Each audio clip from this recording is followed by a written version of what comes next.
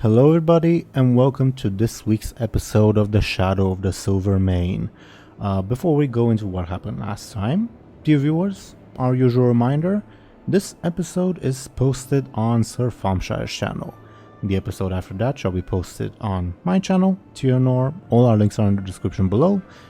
The one after that shall be posted on Skoll Shorties' channel, and then after that back on Sir Thompshire's, and so on and so forth.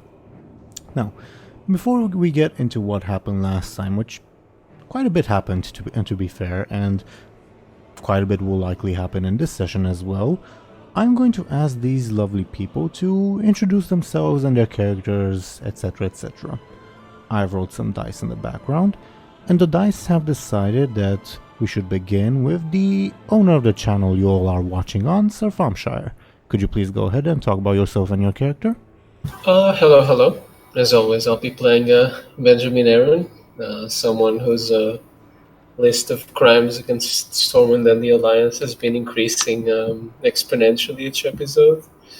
And it's not looking too good for me and for my future careers. But We added trespassing and petty thievery in the last episode, which is kind of the least of your crimes at this point. Thank you very much, Thompshire. And next I'm going to ask Skoll Shorties to please introduce himself and talk about his character a little bit. Could you please go ahead? Yep, I'm Skoll Shorties, and I'm playing as good old Captain Buhd, the ogre who joined the arena thing and is doing alright, even though he got beat up a little bit. But, doing okay. You did very well in avoiding like a level 6 consequence, which would have crippled you for a while. So there's that. All the other damage you've taken gets healed at the end of combat, so good on you. So thank you very much, Skoll. Next, according to the dice that I've rolled, would be Mr. DoomGoblin. Could you please go ahead and talk about yourself and your character? Yeah. Hello, it's me, DoomGoblin. I play Captain Bladebeard, a pirate who likes to shake his booty to help his friends fight. Yeah. Yep, definitely. Thank you very much.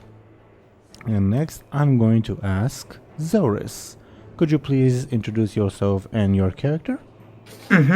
My name is Zelris, and I play Lyri Ambasaro, who the last episode just kind of chilled out for a little bit, which was nice to change of pace.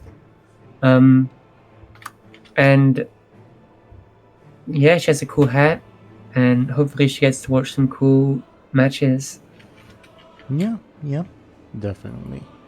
And speaking of, Mr. Thompshire, could you please remind us about what happened last episode? the Brawlers Guild tournament has officially commenced, and our heroes grow closer to reuniting. Drawn in by the crowds, Lyri and Benjamin managed to find the back seats at the event by posing as a VIP guest and a security guard respectively. For his part, Captain Bladebeard, under the guise of a competitor, Groggy Forgeheart, was also seamlessly inducted into the tournament, in spite of the objections of the team's sponsor, Senator Stormwind. Meanwhile, Captain Buhd was approached by Brick, the devious two-headed warlock from his warlord days, who tried to tempt our hero with promises of luxury. Undeterred, Buhd and his fellow competitor, Mulgoon, were taken to the team's locker rooms, where he finally met the often-mentioned noblewoman Lady Wheatley. As the tournament began and the teams were paraded in the arena, allowing our heroes to recognize each other, the competition sponsor was introduced. Our party's old foe, Nexus Lord Teeironor, the Eredar, staged a show match between a captured orc captain and her brother, the latter twisted with ethereal magic and science in order to demonstrate the benefits of his technology, and to offer it to the winner of the tournament and, in the future, to Stormwind Army itself. Following this disturbing event, the tournament commenced with the first match, Buhd, aka Captain Eviscerator, versus George Aaronson, a Stormguard veteran, with some assistance from our other heroes. The ogre then managed to defeat and kill George, making for a gruesome display. Thank you, Thompshire. So, to like sort of set the immediate scene, Buhd just killed George Aaran and like snacked on a finger, horrifying the audience because George Aaran was like a pretty beloved character, and like the whatchamacallit, the announcer gnome person said, "Can you please go back to your locker room?" More or less. So, what happens in this like tense silence?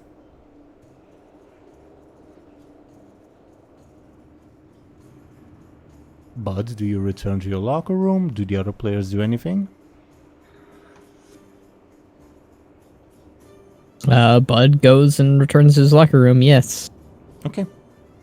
You hear like a collective sigh of relief across the audience at this point. What are Benjamin and Lyri's thoughts seeing Buhd fighting and, well, winning? Lyri kind of looks over at Benjamin. I mean, I guess he's not terribly surprised. Buhd is a big ogre, he fights well, and yeah, I guess he's just a bit disappointed that he snacked on a finger. Okay. Captain Bladebeard?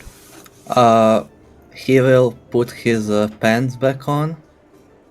You will notice as you do that like the people around you have like given you a wide berth.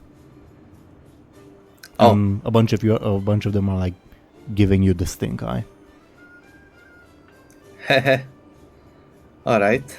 I will start making my way back to the locker room, right? Yeah, just as a quick reminder, you would have to like go back to the exit of the Brawlers Guild and then go back in via a different tunnel, okay? Sure, yeah. Also, one more thing, I don't believe I saw that the mummy guy, the Nexus Lord, is here, right? You heard him. I heard him. When you were in the locker room, yeah, both you and Buhd heard the display. And Let's say... If you were to look at the VIP lounge, you would also see him, if you were to look. Alright. Let's say that it only clicked right now to Sure. Bladebeard. Sure. Oh wait, Nexus Lord? That sounds familiar. That guy that turned that goblin that I sold to him into a slave. Alright. I'll return the way I came back to the locker room. Sure thing.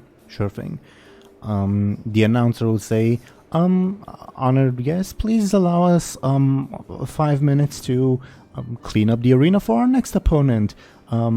Please enjoy a much needed bathroom break. Can you believe that? And the microphone cuts off. And yeah, you would see, like, around the arena, like, the spectators look concerned at one another. A few of them, like, leave, either permanently or to just, like, go to the bathroom, who knows. Yeah, we're in a bit of a short break, as you will also see a couple of handlers go into the... Gesundheit. You'll also see a couple of handlers go into the arena to remove George's body and, like, scrub it clean as quickly as they can.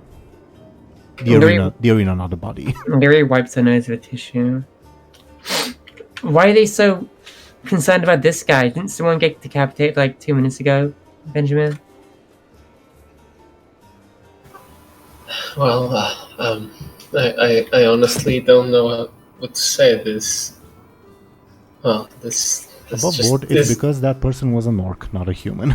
Well, yeah. Duh. yeah, sure, but I guess. Well, never mind. What was I gonna say?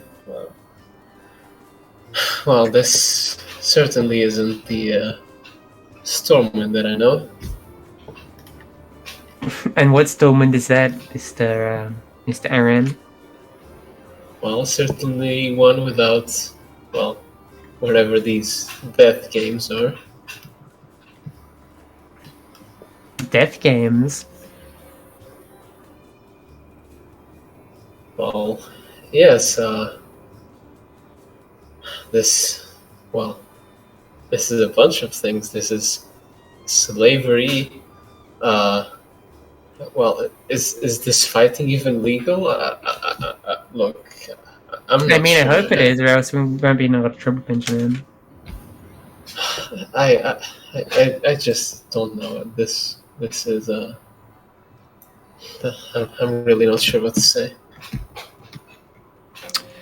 Whatever. Isn't Bladebeard next? Let's hope he doesn't die. Yeah, well, let's hope he does just as well as Buhd. Buhd didn't do too well though, so... Well, it could have gone worse, that's all I'm saying. Mm-hmm. I guess that's true. Above board, Bladebeard will not be next. Next will be Krenna versus Brawl. You can see the little match order on screen. Oh, alright. I also thought that I was next. Oh, okay. Alright. Does that alright. change your decision? No, not really. Okay, no worries. Okay, so like as the arena sort of like, some people like go, some people like stay, like what usually happens at a sport event when there's a small break. Captain Bladebeard, you would see like some people are also heading towards the exit. Would you like trying to be more sneaky, or would you like just blend in casually? Yeah, I'll try to be sneaky. Let's say I believe that... Did I succeed in stealing that hat in the last episode? I thought that was Lyri who did that. I think she failed, but then I stole it at the end. Yeah, I think Bladebeard stole the hat. Yeah, The same What? hat that Lyri tried to steal. Okay, I could be yeah. remembering I wrong. think I actually compelled myself to do that. That's why I Sure. have 4. Sure. Okay. What kind of hat is it? Oh yeah, you I think you succeeded with style. So It's a sombrero. Yeah. meaning you can define whatever the fuck hat you want at this point. Oh, I mean, sure. Let's say a top hat. Just a Sure, normal black one. sure. I'm curious what you're doing with your other hat though. Can I put it in my pocket? Sure. It'll be a bit roughed up when you Yeah. get it back up, but yeah, sure. All right, I'll use it to kind of to hide myself. You know, people will remember the hat probably, so Can you, they'll think that I'm a different person now. can you give me a sneaky roll, please? Sure.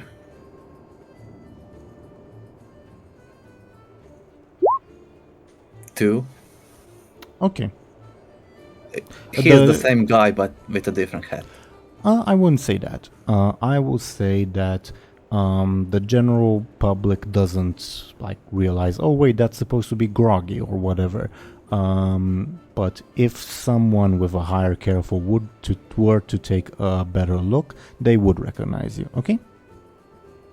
All right. And speaking of someone with a higher careful, you hear a commotion at the entrance to whatchamacallit, the arena itself. Oh no. Who is it? Do you go and take a look? It'll Do I have to go through there?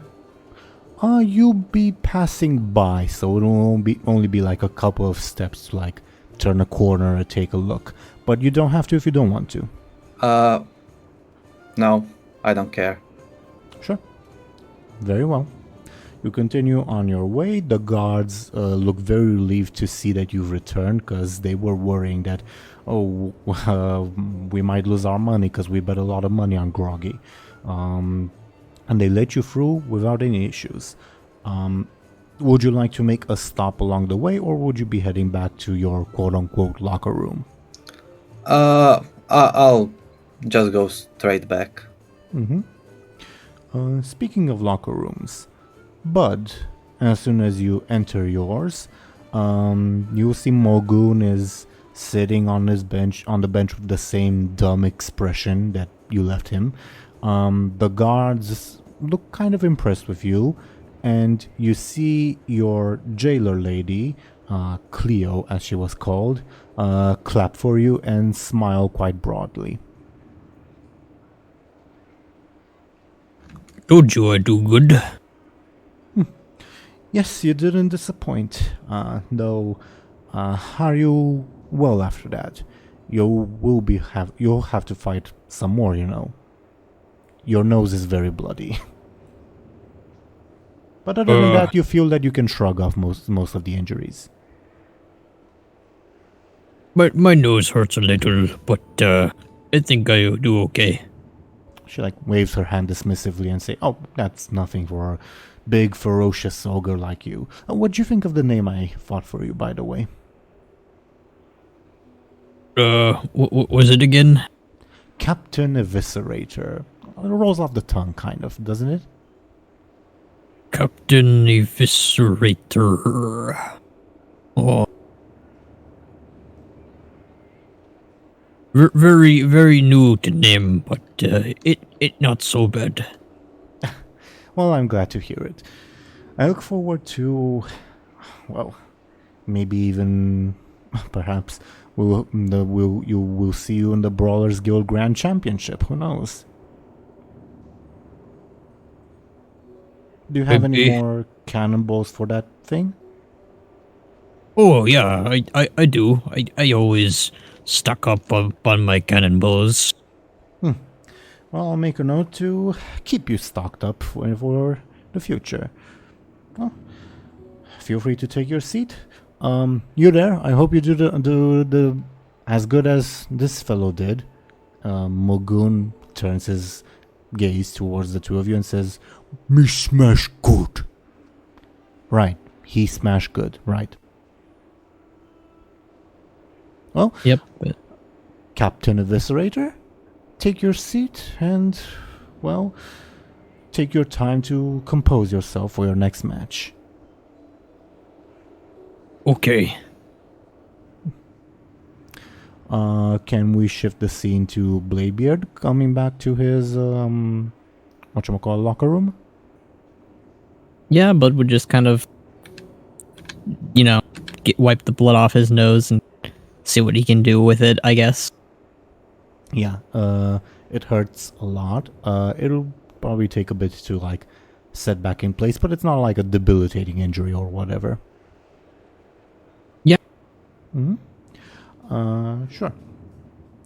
Captain Bladebeard, you enter back into the locker room, where you see Senator, not the Senator, because she's not there. You will see Krenna, flexing a little bit and, stretching, and she looks at you and says, "Oh, where were you?"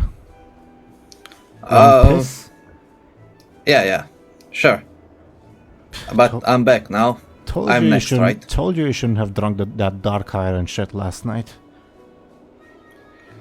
Well, sure. You're going next, right? Or me? Aye, me. I'll be fighting some weird rock thingy from the Broken Isles, like I told you. Wish me luck, but I think I can smash it good. My father was a miner, my grandpa was a miner.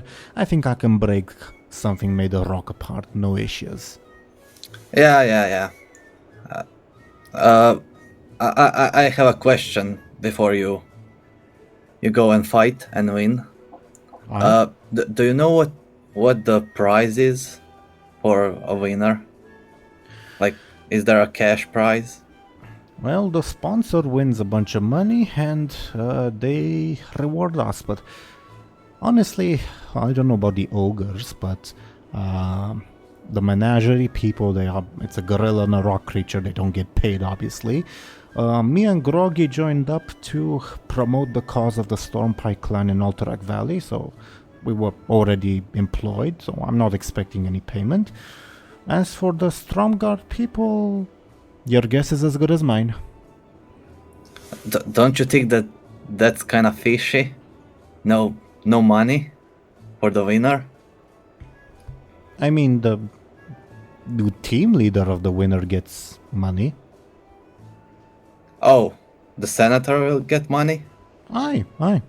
Well, I say the senator, but she's really acting on behalf of the Stormpike clan, so the clan will be getting the money, not the senator herself. Sure. Do you also know anything about this sponsor character? No? First time I've seen him. Nexus Lord, whatever. What the fuck's a Nexus? I don't know. But I don't like him. No, creepy character, I agree on that. Weird noises coming from whatever he was talking about. Above board, because she was in the locker room, not in like the audience when that cage match happened. She'll say, but, well, if his money's good, then his money's good. No complaints from me.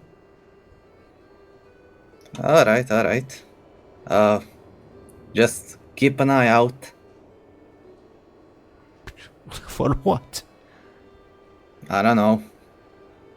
A lot of strange things have been happening lately. I think things are about to get weird. And just as you say that, you hear several angry footsteps coming towards your locker room. Oh no, it's Groggy. Yup.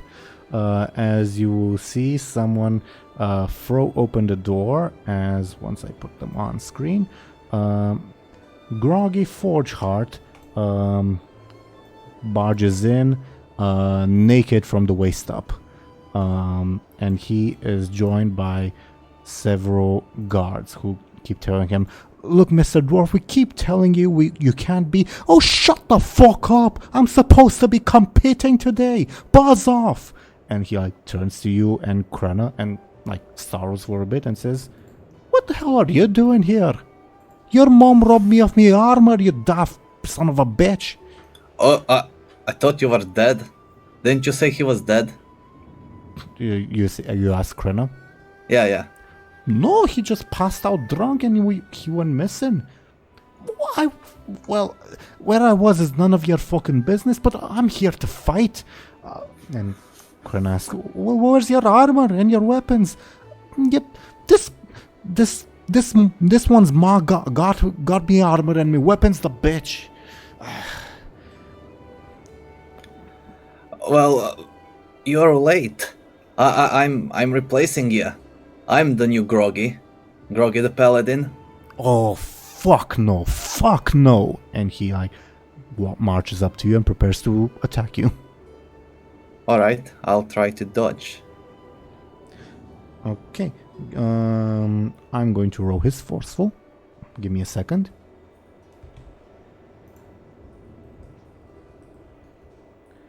I rolled the wrong thing. No, I think his forceful is a percentage. Sure. Give me your quick, please. Oh, 7. Okay. I don't think this was... Unless you want it to be, I don't think this will be actual combat, because every other NPC will try to calm Groggy down. This was just more like an opportunity punch, if that makes sense. Alright. Unless you want it to be, in which case No. Sure. Yeah. Krenna will jump in to restrain Groggy, as will the guards who are still there, mind you, who will ask, so what's going on? He's not Groggy? And Groggy will say, no, I'm Groggy, you daft bastards! I'm here to fight! The guards look at each other and say, we should talk with Mr. Bismo about this. Krenna will say, no, calm down. Let's settle this on our own, alright? What are you doing in the meanwhile, Bladebeard? I don't know, standing around. The guards look at you and say, "Well, are you we kind of need to be here because if this guy's a trespasser or if this other guy's a trespasser, we have to take him to the authorities." And Groggy struggles against Krenna and says to you, Bladebeard, "I'll punch your fucking teeth out, you daft son of a bitch." Wait, you, stranger dwarf.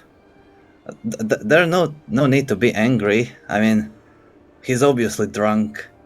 I think you should just take him out of here. Give me a flashy, I suppose, unless you want to use your stunt. Sure, let's go with flashy. Difficulty 4. Because you also said some contradictory things to that. 2. Okay, the guards don't respond. They just seem confused, and Krenna says, "So can you just leave, and we'll settle this little thingy." And you're all Krenna's flashy. Give me a second.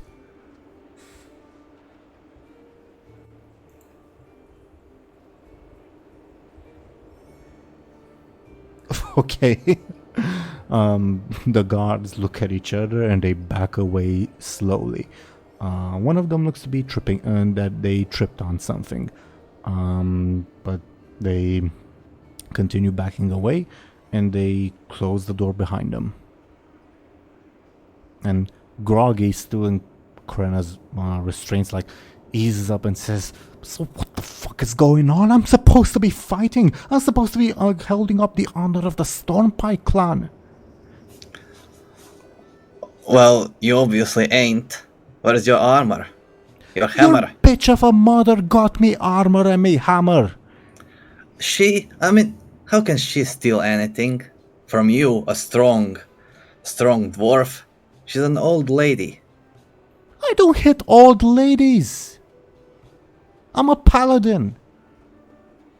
So wait, if someone weaker than you steals your stuff, you just run away naked?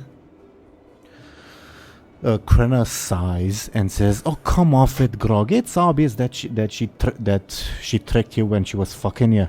And Groggy blushes furiously and says, I'll get me armor back, but right now I need to fight. Krenna, give me your armor." And Krenna says, "What? I'm fighting next, you dumb idiot." And so Groggy turns to you and says, "Give me your stuff then." I'm not a paladin. I don't have an armor. And I fight with swords, not a shield. I'm used to fighting with a sword. I'm not inexperienced. You're inexperienced. You're just a fucking pirate. I'll not confirm that or deny that. I'm a sailor, like I said. But I think I'm a better fighter than you, so maybe it's better for the Stone Pike clan that I fight. Oh, you've done it now. You've fucking done it now. I'm 10 times the dwarf you are, even without me armor and me weapons. Why don't you fight naked then? Because I can't be representing the Stormpike clan naked. Even if I win, people will be laughing at us. Well, that seems like your problem, not me problem. I'm about to make it a you problem if you don't get out of our way and let me represent the Stormpike clan today. Alright, I think you're just a bit angry, a bit nervous. You obviously need a drink. Let's just drink something and our minds will be clearer, alright? Give me either flashy or careful, I guess, and I'll pose with his forceful. Alright, which one is better for me? Oh, no, they're the same. Let's go with careful, I guess. Mwah. I lose. Groggy looks like he's about to punch you again. I'll move out of the way again. Well, he hasn't like thrown the punch yet. But yeah, Krenna like steps in between the two of you and says, "Look, I'm about to go into that arena. We don't have the time to get Senator Stormpike to mediate between you assholes. So while I'm off fighting, why don't you?" And she like reaches into her pocket and pulls out a set of dice and says, "Why don't you go settle this the dwarven way, okay?" Sure. I agree. Are you fucking... Oh, for the Lord's sake. Fine. Okay. Above board, actually in the last session of the other game I'm running, there was also a dice game, so if you want DoomGoblin, you and I can play an actual dice game at this point to settle the matter, or we can just do like a general roll and see who wins. It's entirely up to you. I'm kinda interested in that dice game. Okay, it's nothing too complicated. Have you heard either of Pig or Liar's Dice? I think they played one of those in Pirates of Caribbean. Yep, Liar's Dice, yeah. So I have no idea how it's played, but I'll I explain heard of it. I'll explain it. Pig is simpler and just relies on the roll of the dice. Liar's Dice relies more on like gauging your opponent and bluffing, etc., etc. So I leave the choice of game up to you, pretty much. Let's go with I guess since Bladebeard is good at sneaky and lying, maybe the Liar's Dice would be his thing. Sure. Sure thing. But the other one, you said it's more simple, so maybe it would be more for me. I will explain the rules regardless. Alright, let's go with Liar's Dice. Sounds more fun. Everyone else, are you okay with this little distraction? Yeah, sure. Yeah. It's the game of Hearthstone we never had in the first season. Pretty much. So, DoomGoblin. First of all, I'm going to need you to like open like a separate browser tab or on your phone, whatever, because I'm going to have you roll some things in secret that you only know yourself. Okay? Where can I? I recommend the website random.org because it's pretty reliable on that front. Okay? All right. Sure. Sure thing. Okay. Let me know when you're there.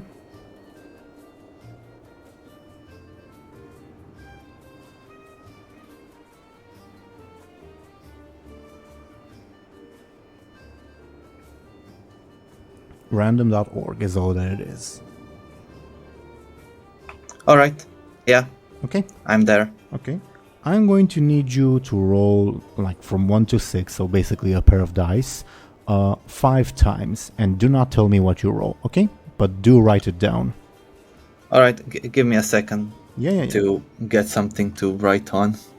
No worries. You can also just use a notepad. It's entirely up to you. All right. I'm back. Okay.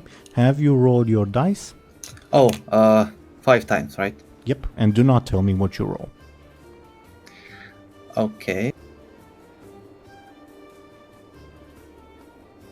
This is like whenever you're watching a Let's Play of like The Witcher and the guy who's playing decides to spend 20 minutes on Gwent, pretty much. For everyone else, I mean.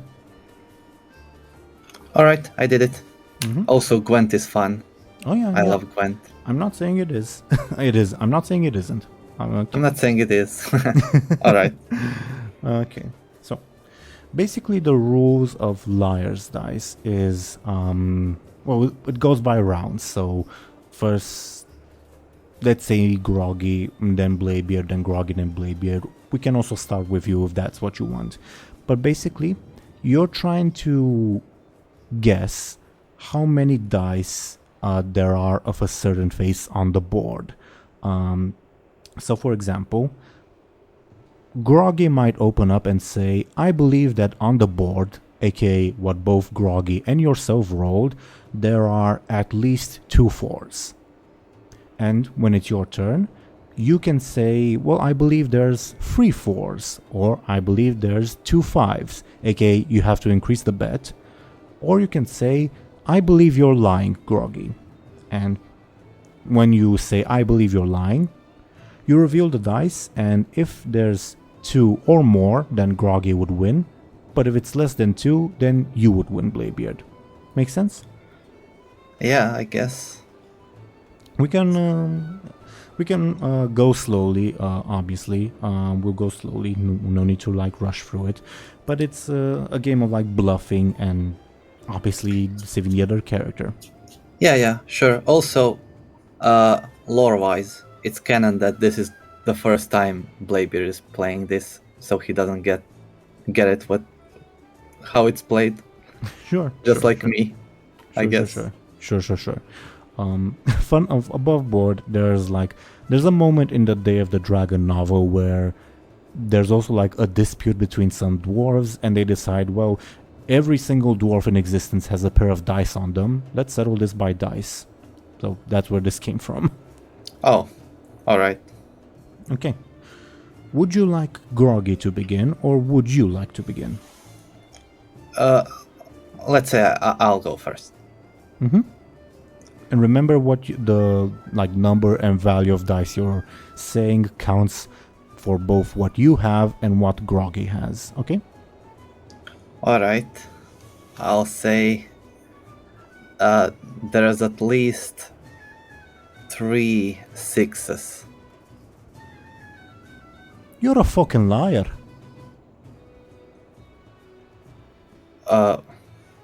What does that mean again? It means that both of you have to reveal your dice, and we'll see if there's indeed 3 6s.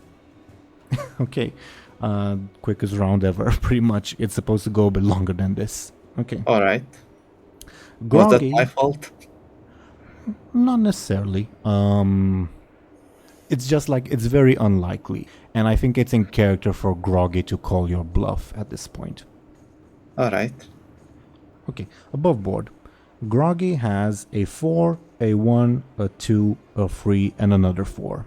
So he has no 6s. What do you have? I have 2 5 6 6 3. So 2 6s. So you lose. I lose, yeah. We can just say this was like the demonstration round, and we can do an actual game. It's entirely up to you. Sure. I want to have one actual round. Sure thing. Then let's roll the dice again, okay? Yeah. Okay, let me know when you're ready. I'm ready. Okay. Would you like Groggy to begin, or would you like to begin? Let's say Groggy goes this time. He nods and says, I've got... And no, he doesn't say I've got. He says, there's 2 frees. Okay, at least 2 frees. At this point, just as a reminder, you can either call Groggy a liar, which again would be pretty early on, or you have to increase the value. So either 2 4s, 2 5s, 2 6s, or 3 3s, 3 4s, 3 5s, etc. Make sense? Yeah. I'll increase the... I'll say a different number and increase the... Yeah. You can do number. that. Alright, so I say there are 3 2s. 4 2s.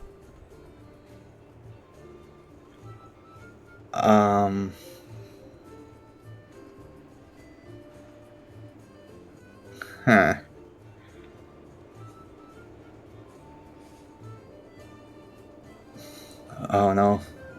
I'll he said 4 2s, right? Correct. And his last guess was 2 the one frees. before that. 2 frees. 2 3s. I'll say that he's lying. Okay. He will reveal what's under his cup. He has a 4, a 3, 2 2s, and a 5. What do you have? 5, 5, 6, 2, 2. So Groggy So wins. he was- Yeah. So he was correct. So Groggy wins for real as well. He like throws his hands up and says, "Well, all right, I guess I'm fighting then, right?" Krenna shrugs her shoulders. Oh, Krenna was here as well. Wasn't she fighting? Well, All right. This didn't take long. All right.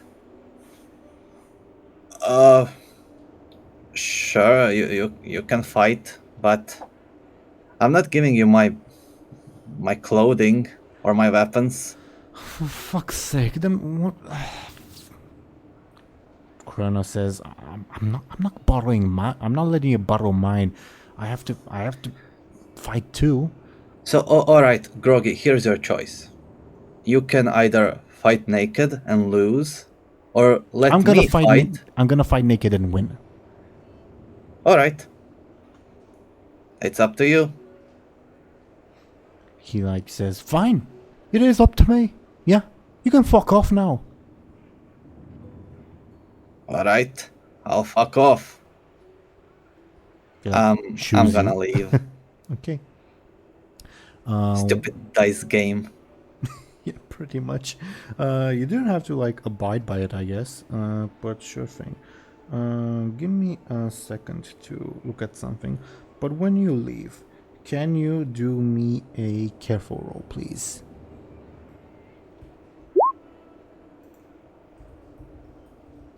I did. Okay. Tie on an overcome would mean this was a sneaky roll. Tie on an overcome would mean you would succeed at a minor cost. Sure. Okay. So what happens? You open the door, and like what happened to the guard before you, you trip on something and fall to the ground. And when you are to look up, you will see that you just tripped on. Let me put them on screen. This character. Can you see them? Yeah. The mute gnome. Mm-hmm. Yeah. You trip on her. She also falls to the ground, and she slowly gets back up and like dusts herself off. What do you do? Yeah, Bladebeard does the same. Gets up and excuse me. Oh, have we met before? You look familiar. She like makes a set of hand gestures that you don't understand because you don't speak sign language. Oh, all right. You're that SI7 gnome that doesn't speak. She sighs and quickly writes something down on her parchment, and which says, "Well, actually, you don't know how to read." So she she shows a parchment that she's written something onto you. He'll take the paper. She looks at you as if she's expecting a response. Well, thank you. See you later. I got places to be. She like tries to walk in front of you. I think I had enough annoying gnomes for a day, so I'm really busy, you know. She pulls a knife out. Whoa! I thought you were SI7, She nods. not a robber. She shakes her Thief. head. She shakes her head no, and she like sighs and like points at the note she gave you. All right, I give it back. She doesn't take it back. She says she points at it. I can't read. Her like mouth opens wide and she face palms. Do you need it back? She shakes her I head have no no. need for. She shakes her head no. What do you want from me? She like thinks to herself and points towards the exit. To leave? She shakes her head no. She makes a gesture with her head as if she's motioning that you should go up, whatever up means. Bladebeard looks at the ceiling. Do I see anything there? You hear the crowd. You can presume that she means go to the crowd.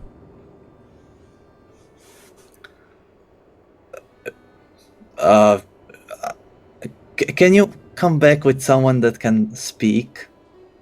She shakes her head no. She says she like motions. She says? No, she says? No. She motions with her head up again.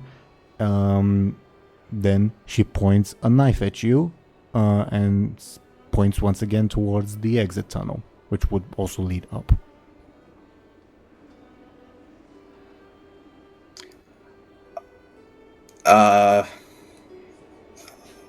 I guess I'll go upstairs. Okay. The guards see you joined by a gnome and they'll say, so you weren't groggy after all? Is she still pointing a knife at me?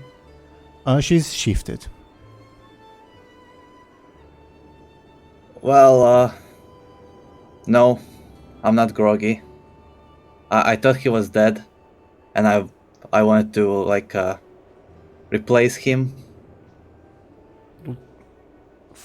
Fuck, you know that's a serious offense, right? And the gnome steps in front and shows another piece of paper that you don't understand. But the guards instantly freeze in their tracks and they do that thing where they intentionally don't look at you.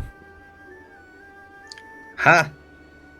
What happened? Did you also become mute? They don't say anything. They look frightened. I just walk past them. Your little companion will point that you should go upstairs into the crowd. What's going on here? Can you explain by pointing something? I don't know. Sure. I don't understand you.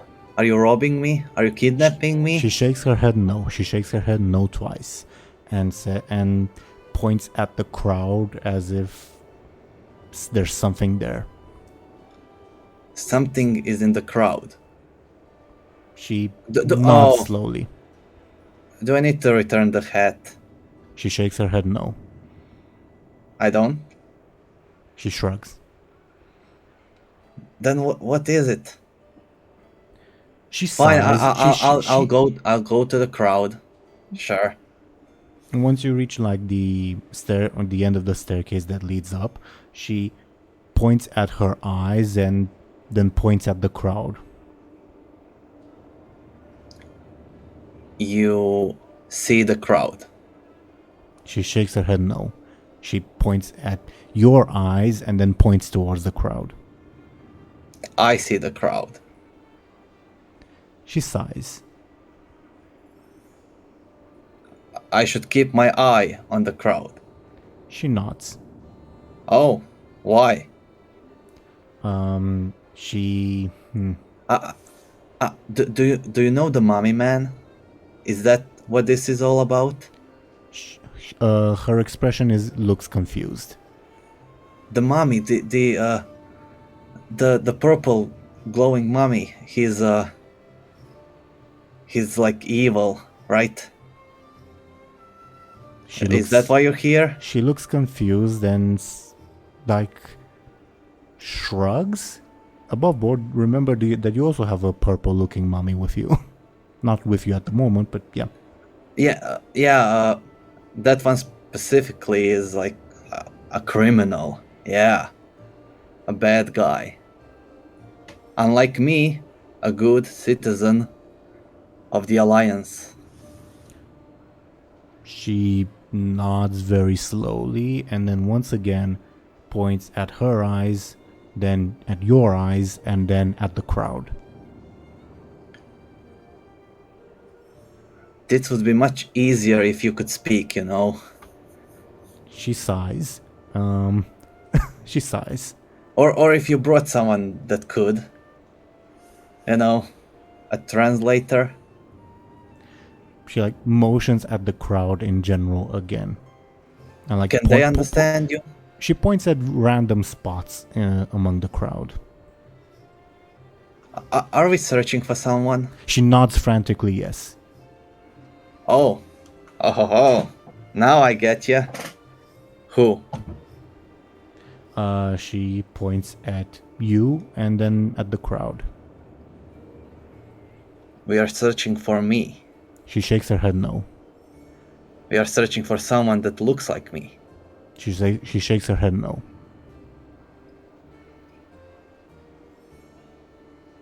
Maybe I need to find myself. You know, really what it means to be Bladebeard. Go ahead. Who am I? I need to find myself. I need to rise above the crowd. Is that what you're saying? She furiously shakes her head no. Yeah, I already know who I am. You're right. Well, it was nice meeting you. She See ya. she tries to stop you once again, and points at the crowd again. All right, I'll roll my eyes and go to the crowd. She'll like grab your hand, and like dragging you with her pretty much. Oh God, not the same thing happened this morning, few minutes ago. She looks at you confused. Sure, I'll come here, child. Come with me. I'll start walking towards the crowd. Yeah. Benjamin and Lyri, are you paying attention to like the staircases that lead to the crowd area? Yeah, I guess we'd be keeping an eye out if anyone is coming. Then give me a careful. Benjamin, your stunt would apply. Difficulty 2, let's say. This also applies to Lyri, by the way. Oh, wow. Well, I guess I did it. Can I give Benjamin... No, he already rolled. Never mind. Well, if you want to roll if you want instead of your roll to assist Benjamin, then sure. Yeah, I'll assist Benjamin because my cap was really bad anyway. Sure. You would see Bladebeard and the mute SI7 gnome lady arguing furiously, and at the end, she's like dragging Bladebeard and appears to be like searching through the crowd randomly. Wait, wasn't that someone from the nobility? I think that was the noblewoman's bodyguard. But Does that mean she's here? I hope not, but I was going to settle. Wait, should we? I mean, she's got Bladebeard. Should we like try and what? Kill her? free Bladebeard? I don't know. God. I mean, Benjamin is fine. I have a gun. And what? I mean, it's a big crowd. I'll just poke it at her head when she's not looking and pull the trigger. I was joking. I don't want you to kill anyone, okay? No.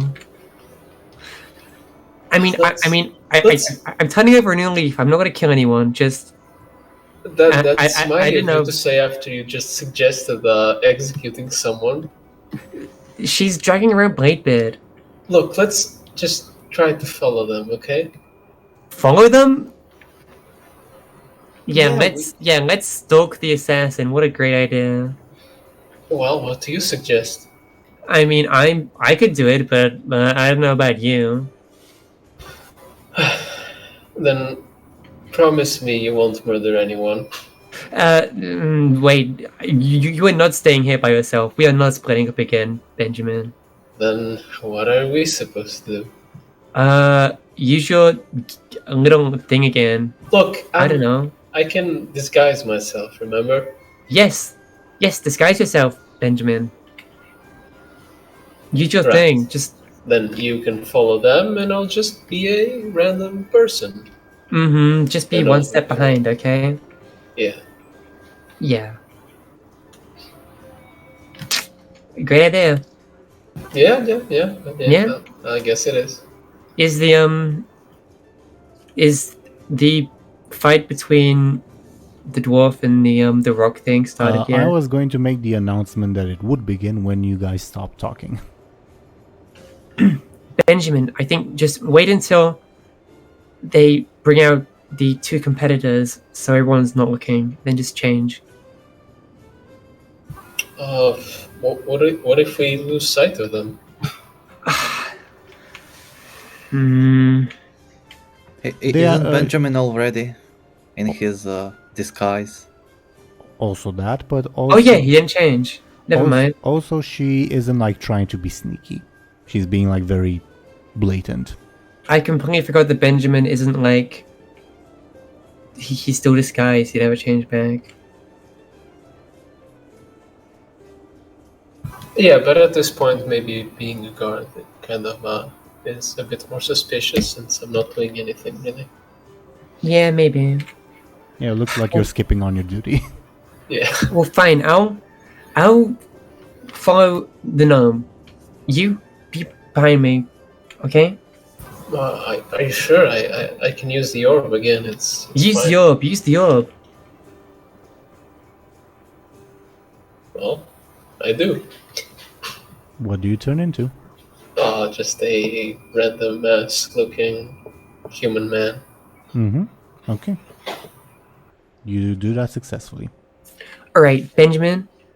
You be right by my side. You can look out for the gnome so we don't lose them, and I'll be sneaky. All right? Right. Mm-hmm. No killing. No killing. Please. Just make sure to cover me, okay?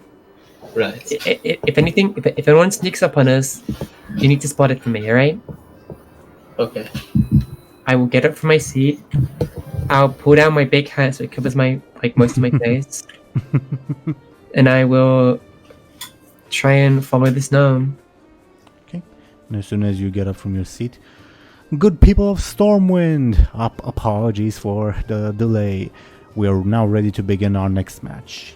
Next, we have a ferocious defender of the Stormpike clan in Alterac Valley versus a ferocious beast from the Broken Isles. Please welcome to the match, to the arena board, Krenna Steelarm. And you all would see Krenna walking into the crowd. She doesn't look like the same as she did in the beginning, where she was all like proud and such, and when she won the crowd over. Now she looks irate more than anything else.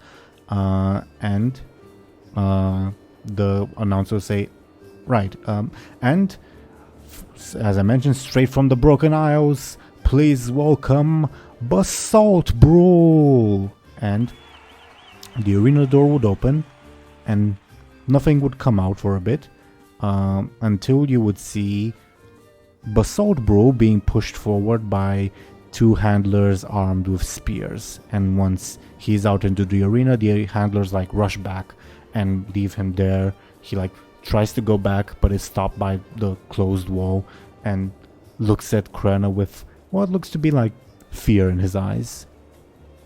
Above board, while you guys do your thing,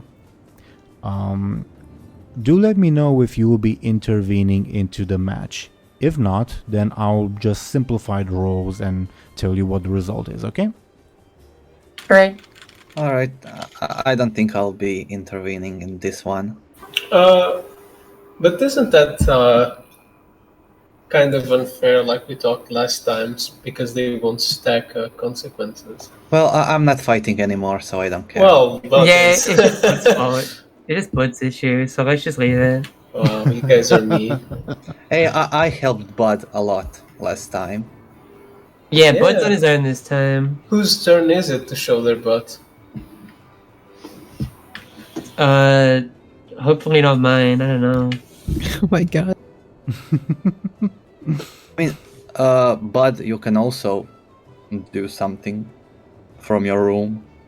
I don't know. Potentially, if you can think of, I, if you can I, I think of don't something. think I don't think he's going to, but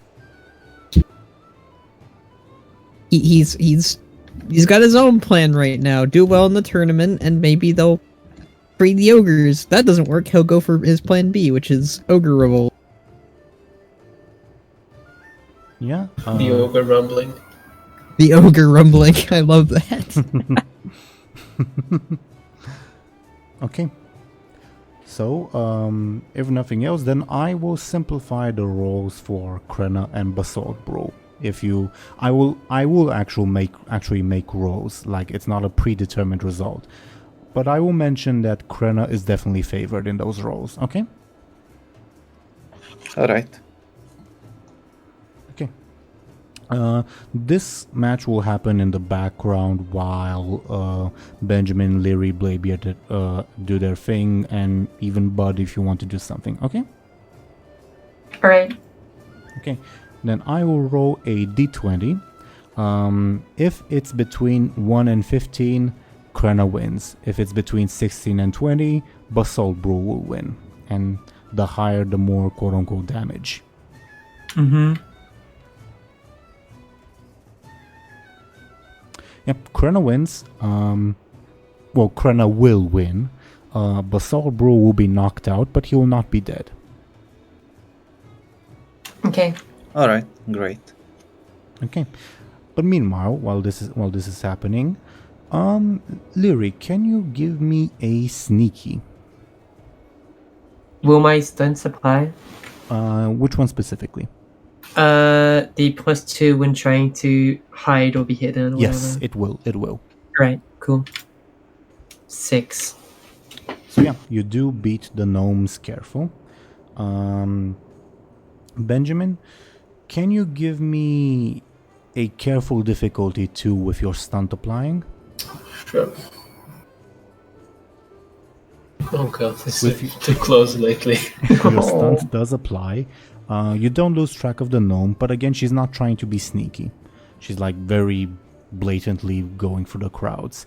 There was a minor risk that you might lose her because both she and Bladebeard are, well, short. Short. So, if like the crowd ever rises up to applaud or anything, you might lose them. But no, you managed to keep track of them. And Lyri, the gnome does not detect you. She seems to be like searching like randomly through the crowd, like she's looking in all sorts of places. Can I speak with Of her? course you can. Of course you can. She's like dragging Oi. you all the while. Oh yeah, gnome lady. Are we searching for Buhd? You remember the ogre I was looking for that was sold into slavery? Is that what we are doing? She stops for a little bit and then seems to like think to herself a bit. And then That was sold to Lady Whitley. she thinks to herself Remember? a bit more. And then like the lights turn on and she like looks at you with an expression of surprise and she like points at you like yes. It seems clear that was not her original objective, but you did give her this idea. Yeah, that's actually what I'm doing, and I know where he is. I was thinking of... I had a plan, how to save him, but it didn't work because of fucking dice. But, yeah. Should we go and find him? I know in which locker room he is. She thinks to herself and nods slightly, but then makes raises up her palm as in like wait. And then she points towards the rest of the arena.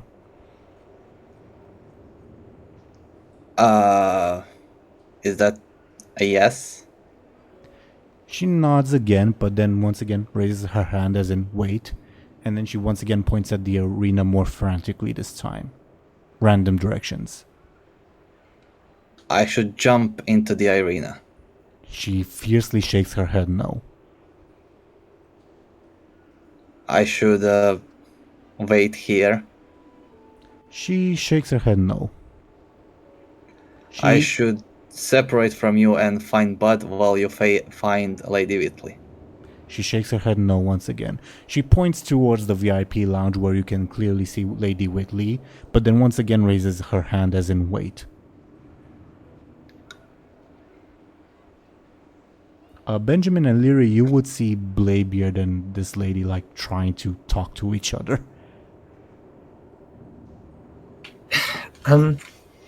What could they be talking about?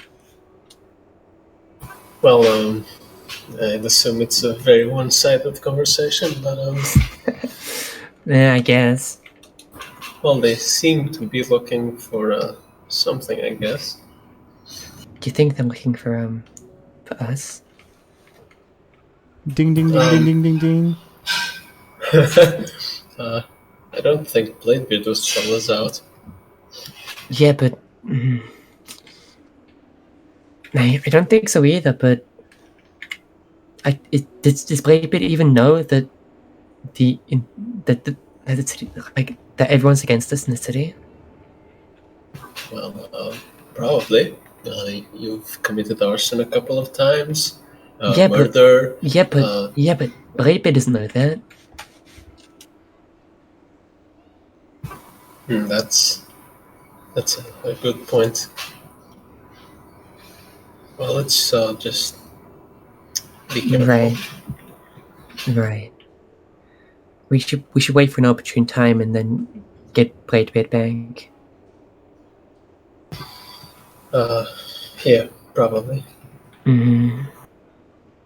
Lyri will kind of keep tailing the gnome.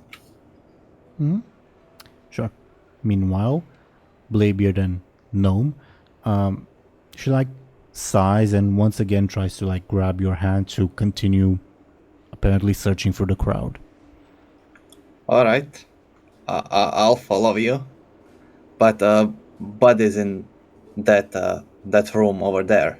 And I'll point where I saw the ogres. She nods. She nods. And Lady Whitley is up there, right? She nods again, but motions at her hidden knife and then makes a gesture with her finger like no.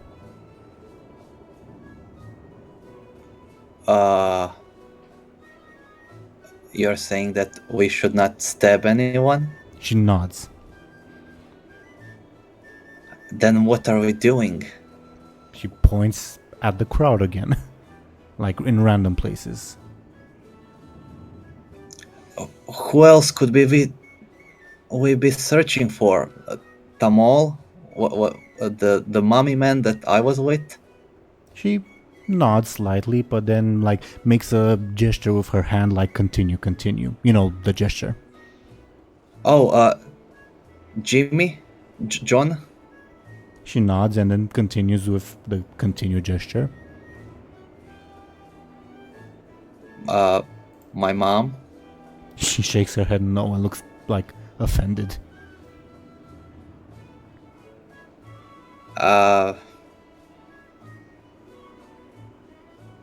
Oh, you're, what's her name? What's the name of, the noble woman? What's her name? Elswith or something? Elswith, Elarian. Elvis. Yeah, Elvis. Her? If you say Elvis, she'll look confused at you. Oh, alright. Elvis. She like seems to think, she like pauses for a bit and then like shakes her head no. I think she's still with Benjamin, right? They're probably like making out somewhere. She shakes her head no. They're not? She definitely shakes her head no. How do you know? Did you watch them? Spy on them? She sighs and like pulls on you once again to go through the crowd. Alright. Wait, am I under arrest? She stops and like thinks to herself and says, and instead of a yes or no, she shrugs.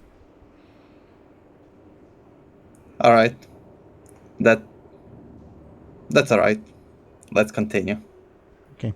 Above board, because of Lyri's role, she will not find Benjamin or Lyri. So, Awesome. by the time the match is over, It's not a short match. Basically, what happens is Basalt Brew looks pretty terrified. Krenna seems unsure how to approach it, so she goes on the offensive.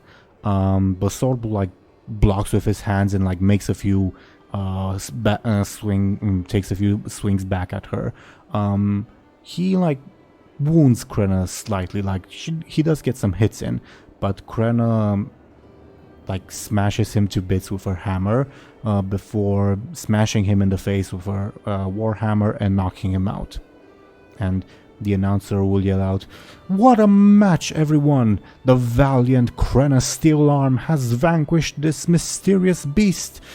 Please, a round of applause for Krenna Steelarm! And thank you for no fatalities this time!" And the crowd erupts in applause. But you would also hear that this next match is over. Okay. By this point, by the time this match is over, Mirica, the gnome, will have like gone through the crowd at least once, and then Bladebeard, to you it seems like you're going pretty much in circles. So, and at one point she will stop, sigh, and then she will like look at you as if she's expecting something from you. I told you Buhd wasn't here. He's in that room. In the arena. She sighs and like motions for you, gives that like motion of go ahead. Oh, we are going to save him? She shrugs and nods. Alright, follow me. She would. What would Benjamin and Lyri do? We will follow those two. To you, it does seem like they've been going in circles at this point. But, you know, it's a busy arena, so we're going to follow them and see if we can find any opportune time to free Bladebeard. Sure thing. But what about you? While this match was going on and you heard the sounds of violence, Mulgoon would like, whenever a hit is heard, like a fist on armor or the warhammer on Basalt Bro's rocky skin, Mulgoon would like dumbly giggle next to you and say to himself, "Smash." Yep, they smashing in there. Me smash good. Me smash best though. Maybe not though. Me smash you in finals. Have to beat Gorilla first. Me smash. And he like once again giggles to himself self-assuredly. Would you be doing anything while this match is going on? I don't think so. I think he'd mostly just be sitting and listening. So. Sure thing. Your jailer lady would also comment, "I don't know where they got that beast." And when she hears who won, she turns to you, Buhd, and says, "Well, apparently you'll be fighting the dwarf." Oh. Probably, you remember her. She was that fearsome-looking lady who made almost as good an impression on the crowd as you did. I think I remember her. Smash dwarf, then we can smash you in finals. Yeah. We smash as good as any.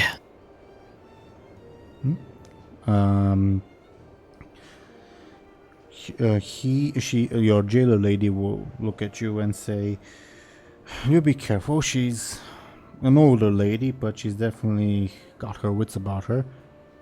From what I heard outside, from what I heard of the battle, she seems kind of slow. You can maybe use that against her."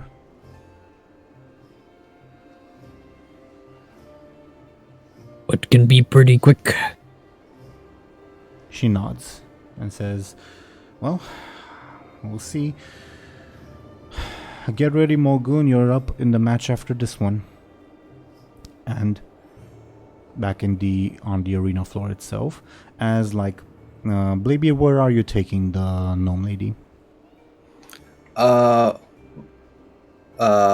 don't really understand the layout of this thing, but where I think, is there like a hallway that connects all the quote unquote locker rooms? Yeah. There is, yes. All right, so there. Mm-hmm. Sure thing. And are there like guards? Probably. Yeah. There. Right? Yeah. Definitely. Benjamin and Lyri, you would see that Bladebeard and the gnome are vacating the arena itself. I will continue to follow. It's better for us anyway. Sure thing. Meanwhile, the announcer says, "What a match, everyone. Now, on to the next round, the next bracket. We have another ferocious dwarf fighter. Please welcome to the arena, Groggy Forgeheart." And once again, the arena door would open, and nobody would come out for a while, until you will see a very grumpy-looking half-naked dwarf come out. And like, the crowd looks confused, and the announcer says, "Groggy Forgeheart?" And Groggy will yell out, "Aye, it's me! Not that fucking imposter! It's me!" And the crowd looks visibly confused, and the announcer says, one moment, everyone." And you will see that some guards are going to the VIP lounge to talk with Senator Stormpike. Yeah. Any reactions from everyone? Nope. Sure. That was Bladebeard. That was some naked dwarf. Oh, you didn't see him, but it sounds like not Bladebeard. Your jailer. Oh, okay. I thought I could see him for some reason. You can hear, but not see. That don't sound like Bladebeard. Who is this Bladebeard? The captain, the dwarf with the hat and the beard. Right. Sure. Well, whatever's going on there seems like they had, I don't know, mix-up maybe. Sure, it will be sorted. Maybe it will make your matches better, eh? She says to Mulgoon. And Mulgoon, like, looks at her with the same dumb expression, the cogwheels failing to turn as always. Right. Sure, says your jailer. Well, I hope they don't take too long. Meanwhile, Bladebeard, you are taking the lead, going back down the stairs towards the entrance and back down the tunnel. You would see the guards look at you and say, whoa, fake Groggy, where are you going this time? I am on the official SI7 business. And the gnome would come up from behind you, and the guards would like stand at attention and make immediate way for the two of you. All right, that was nice. Sure. So, yeah, I would ask you if you have any like plans or suggestions, but I don't know how could you explain them to me. So let's just do whatever feels like right thing to do. She sighs and leads the way, so to say. Benjamin and Lyri, you would see that the gnome and Bladebeard have gone into like the combatants area, if that makes sense. Guards, great. What now? We go through. How? We walk through.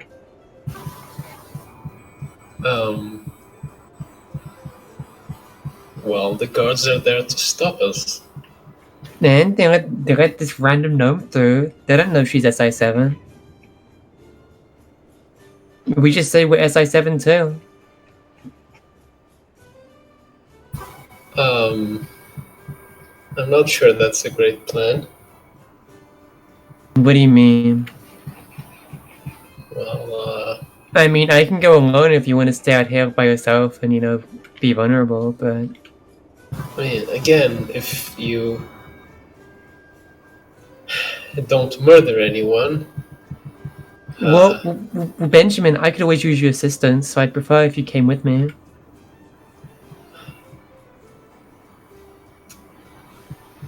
Okay, fine, but you do the talking. I do the talking? Alright. Sure. Do you approach the guards? I approach the guards. They tense up when they see you, and they say, "No entry." I take my little insignia off my bag, and I kind of hold it up. We're SI7 backup. We're here to just, back up our agent that just went inside. Give me a flashy difficulty too, because that insignia is definitely not SI7. Okay. Benjamin, assist me. Wait, what was the difficulty? 2. Oh, Oh god. Can I roll as well? I don't know. Can I? Maybe later. Okay. To spend fate points or not, I don't have any to spend. I don't want to spend any. The guards look confused at you and say, "Ma'am, this is combatants only area. Please return to your seat." I can't just. Excuse me, this please- is sorry. official SI7 business. And I kind of make room for Benjamin to kind of walk up. We're part of a new division. Right. I can't just clear my throat and say. What my associate means to say is, well, we know this is all very stressful, managing an event of this scale, but this is a matter of public security, you see. You give me a flashy difficulty too. Okay. Can I assist him? Sure. I'll assist Benjamin then. How narratively speaking?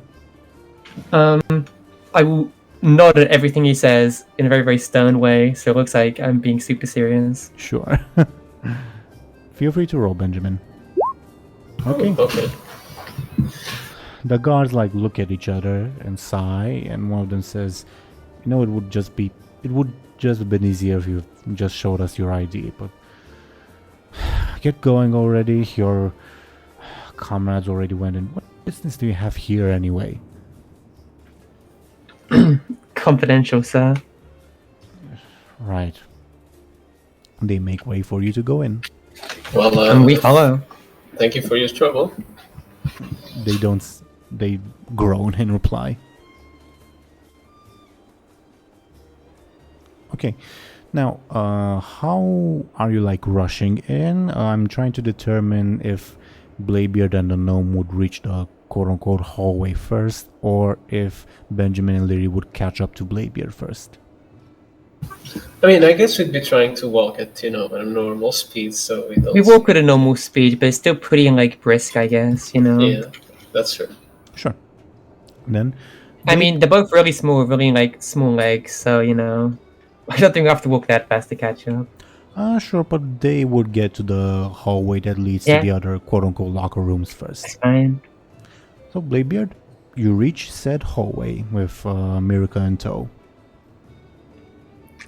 Alright, is there a door that leads to where Buhd is? You see 4 doors. You remember Alright. yours. You remember your teams.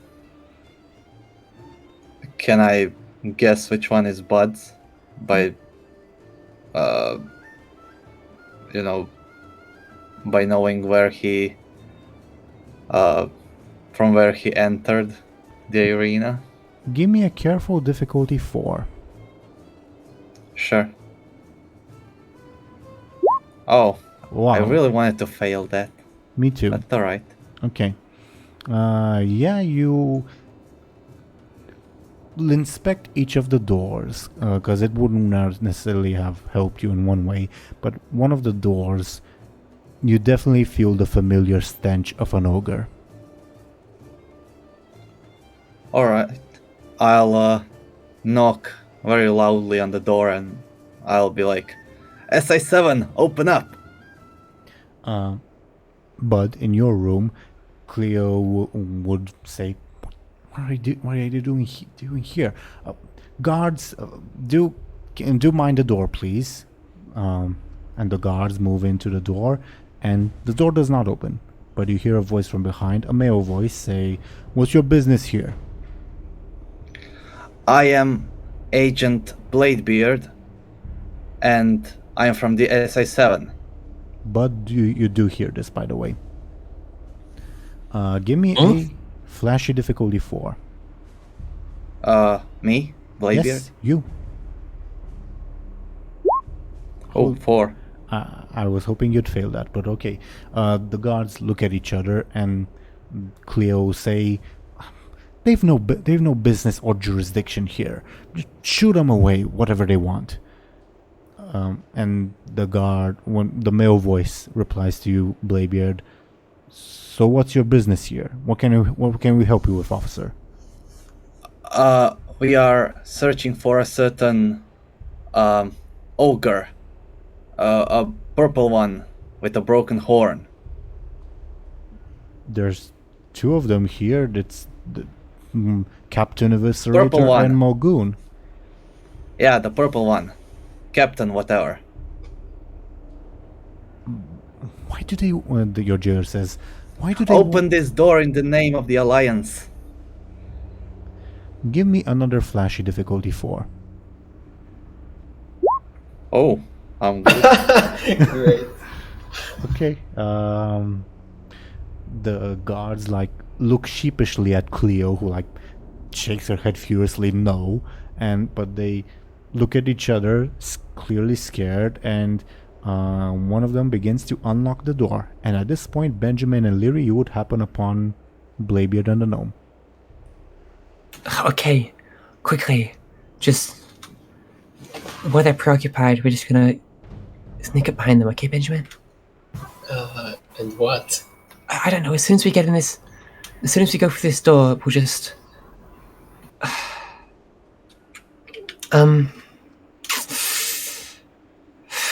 I mean, there's less people here. It's as soon as they go in that room, we'll try and get Bladebeard free.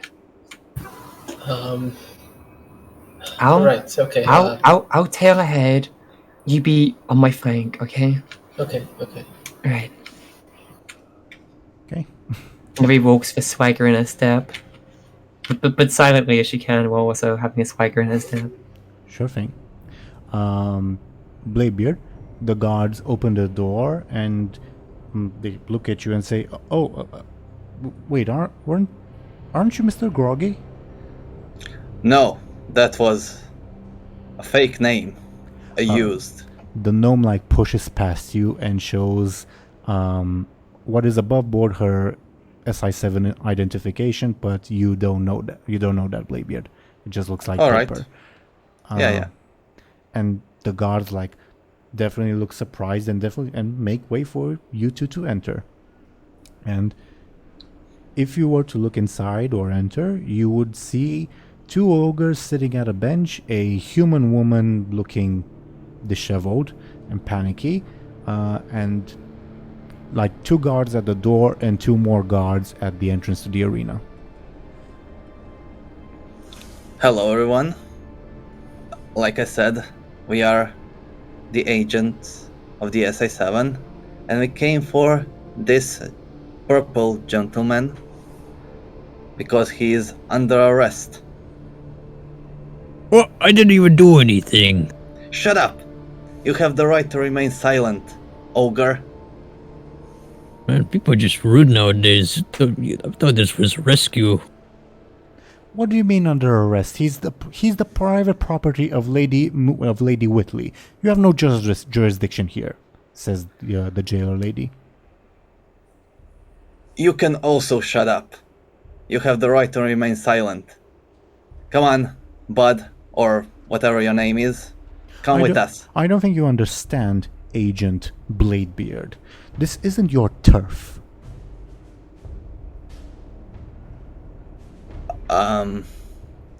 I think you don't understand, lady.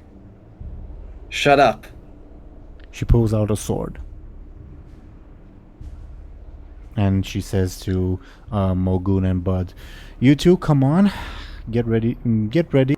These people want to take you away from your fellows." Mulgoon stands up dumbly and prepares to fight. He kinda, well, sometimes he's my friend, sometimes he isn't. It's very complicated. What? Captain Eviscerator, come on already. You're the private property of Lady Whitley. Humans or ogres ain't property. They're free to go. Come on, leave. Both of you. Show me your warrant right now. Show me your warrant or I'll call the Stormwind Guard. And Miracle walks up and shows a bunch of papers to her. And my assistant will show you whatever thing. She looks at the papers and says, "But that doesn't... What does that have to do with... We're in the middle of a tournament right here."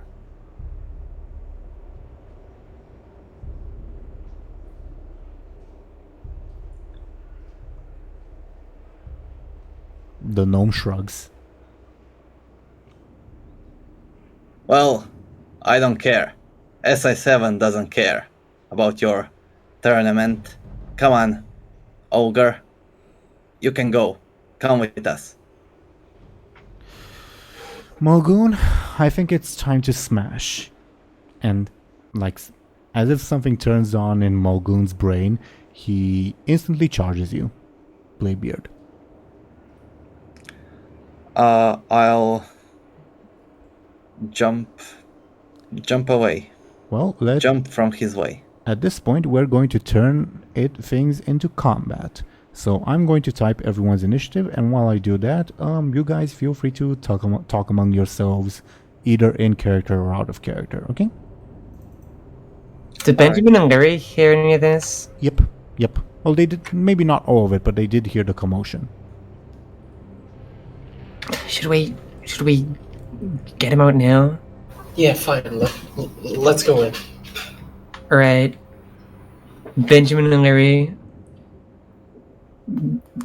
quickly, I guess, bust down the door is in a badass way. They just kind of kick it open and waltz in.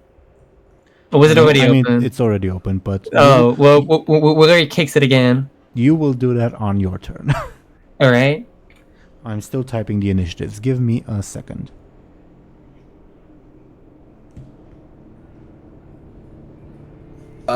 Assaulting an SI7 agent is against the law. Don't do it, ogre. We're the law here, says Cleo the jailer. Give me another second while I type this in. It's a bit... I have quite a bit to keep track of. Okay. No, this is Stormwind. We are the law here. Right? We're in Stormwind? Yeah. Well, obviously, where did you think we are? I don't know. I've been, imprisoned for a little bit with other ogres I'm trying to free. Yeah, we are still in Stormwind. Oh. How do you like it so far? Thought it'd be more stormy and windy. Although it wasn't stormy and windy when we first got here too. They're kind of bad. Okay.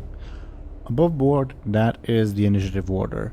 Benjamin and Bladebeard, Lyri, then... Is it possible that I delay my turn till Lyri has hers? Sure.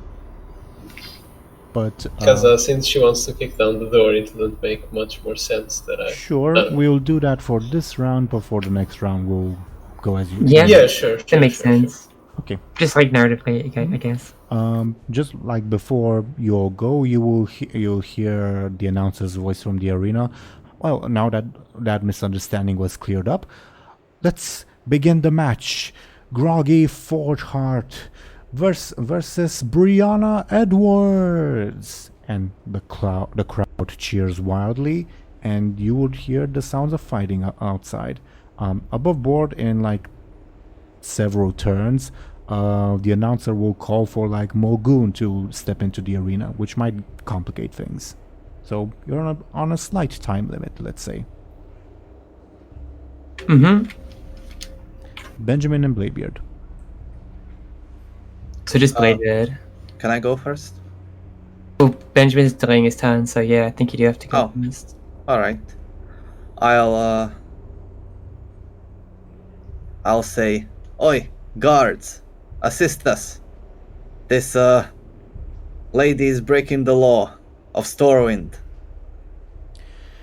Give me a flashy difficulty 4.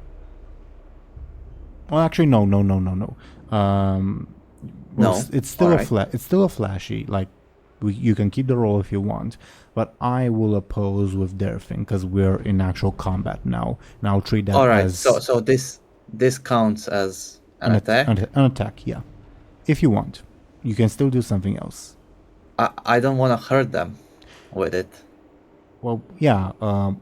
This attack is their quote-unquote hit points aren't just like if they're alive or not. It's also if they're willing to fight or not. I want them to fight. For me. Well, Right. we'll see what happens. Alright, do your thing. Alright. Okay.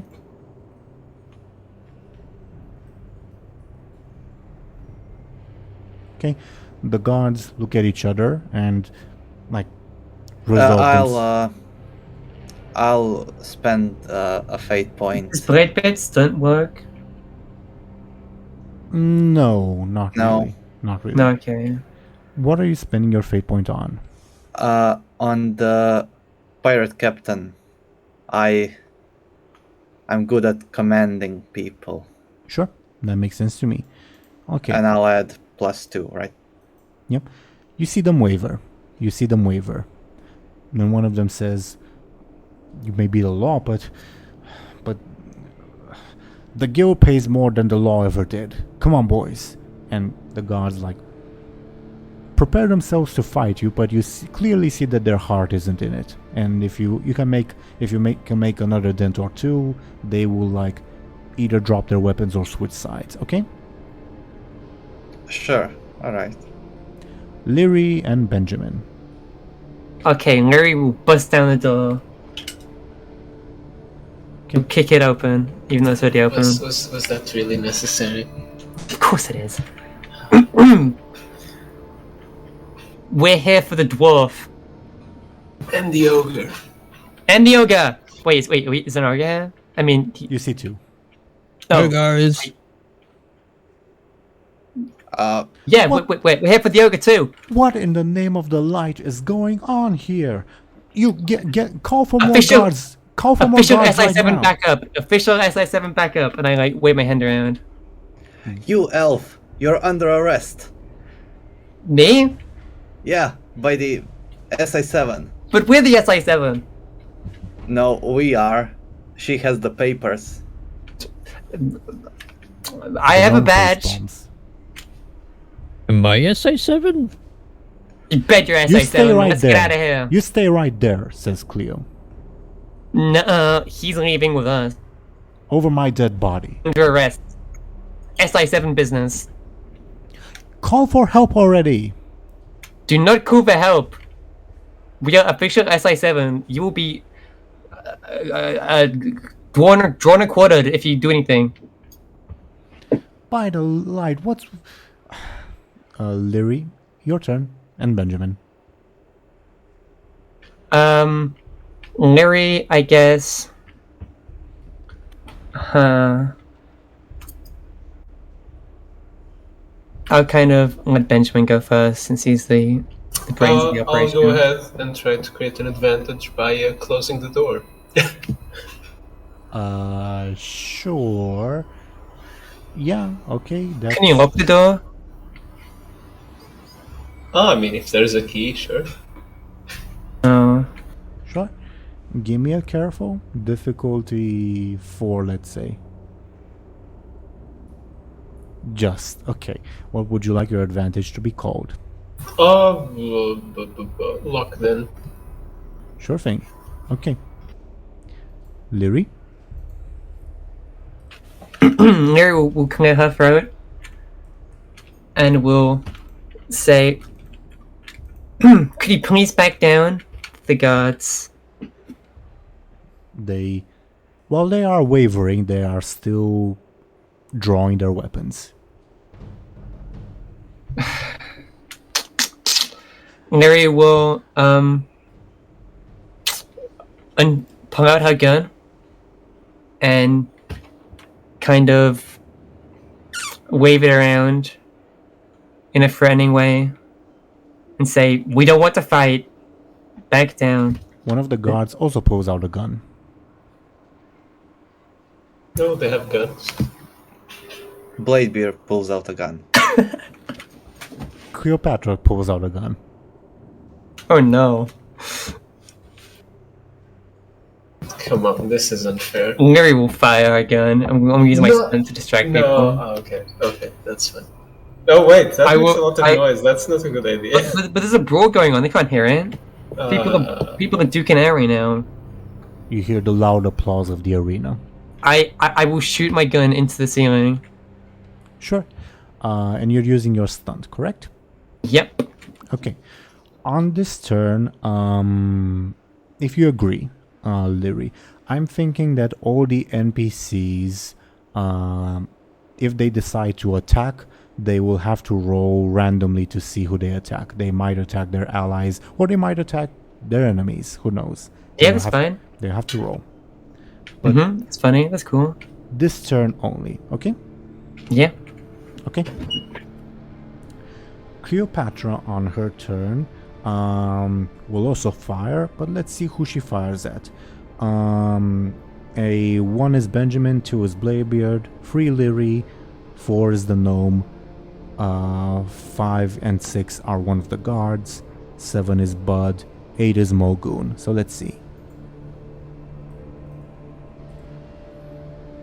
So she'll shoot at Buhd. Okay. I'm not even in this. Okay.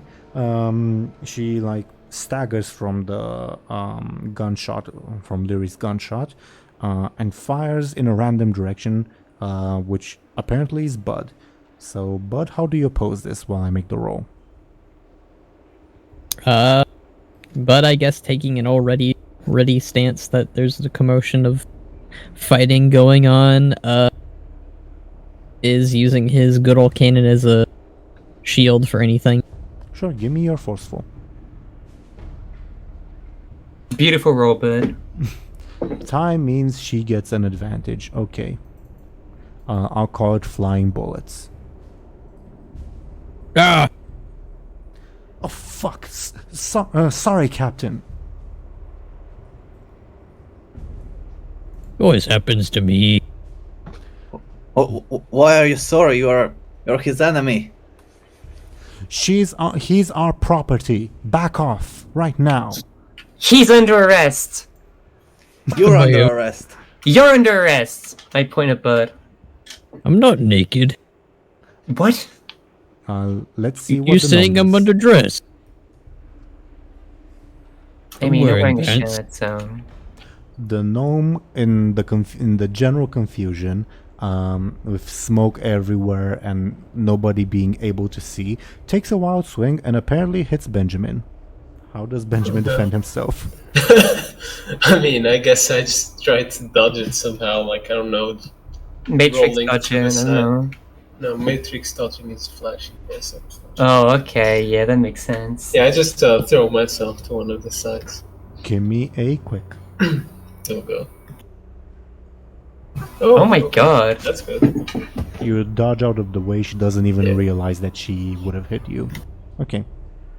The guards. Yeah, let's see who the guards attack. Let me roll.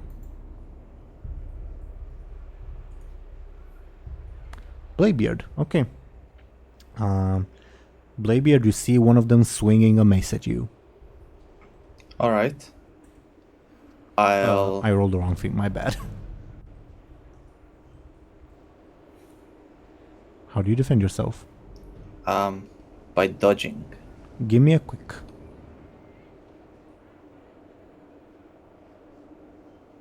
You dodge successfully. Okay. Alright. Buhd, it is your turn. Buhd is very confused and not sure what to do. So he will give a and he just sit it out? I'm not sure. If you want, sure. It's entirely up to you. For now, he'll set it out. Unless things get, Sure bloody. Thing. Sure thing. Let's see who Mogoon will attack. You apparently. Oh my god. Tricing around, look at that. This poor ogre. And you're still sitting out, you're being wailed on. Well, he got accidentally shot by a bullet. Now he's getting attacked by an ogre he doesn't like. 5, 6, 7. He's just sitting in the corner while everyone Actually, beats it him would up. be one of the guards because I counted from the wrong perspective. Because I was counting from the perspective of Cleopatra, not Mogoon. So Oh, okay. 7 would be one of the guards. 8 would have been Buhd. Okay. So let's see what happens. You see Mogoon roar out like a wild beast and bull rush in a random direction, which apparently is a guard. Let's see how well he does.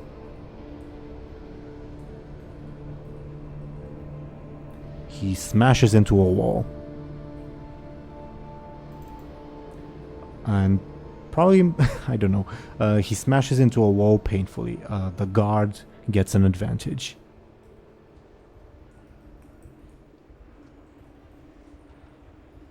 Benjamin and Bladebeard. Is there like still smoke around? Can I also like Yeah, shoot but- a random person? Sure, the smoke, there's still smoke around, but I would say it is dissipating at this point, but you can do whatever the hell you want. Yeah, Bladebeard also doesn't really see who is he shooting at, and will fire. Randomly. Yeah. Do you have, I don't know, a list or Again, it will be... the same thing you were doing with the NPCs? Yeah, it'll be a D8. You can determine the numbers yourself, but by default, I think it would be 1 Benjamin, 2 Lyri, 3 Cleopatra, 4 the gnome, 5, 6 is the guards, 7 is Buhd, and 8 is Mogoon. Above board, there are 4 guards, not just 2, but yeah, just something to keep in mind. Alright, let's go with your list. So D8. Yep.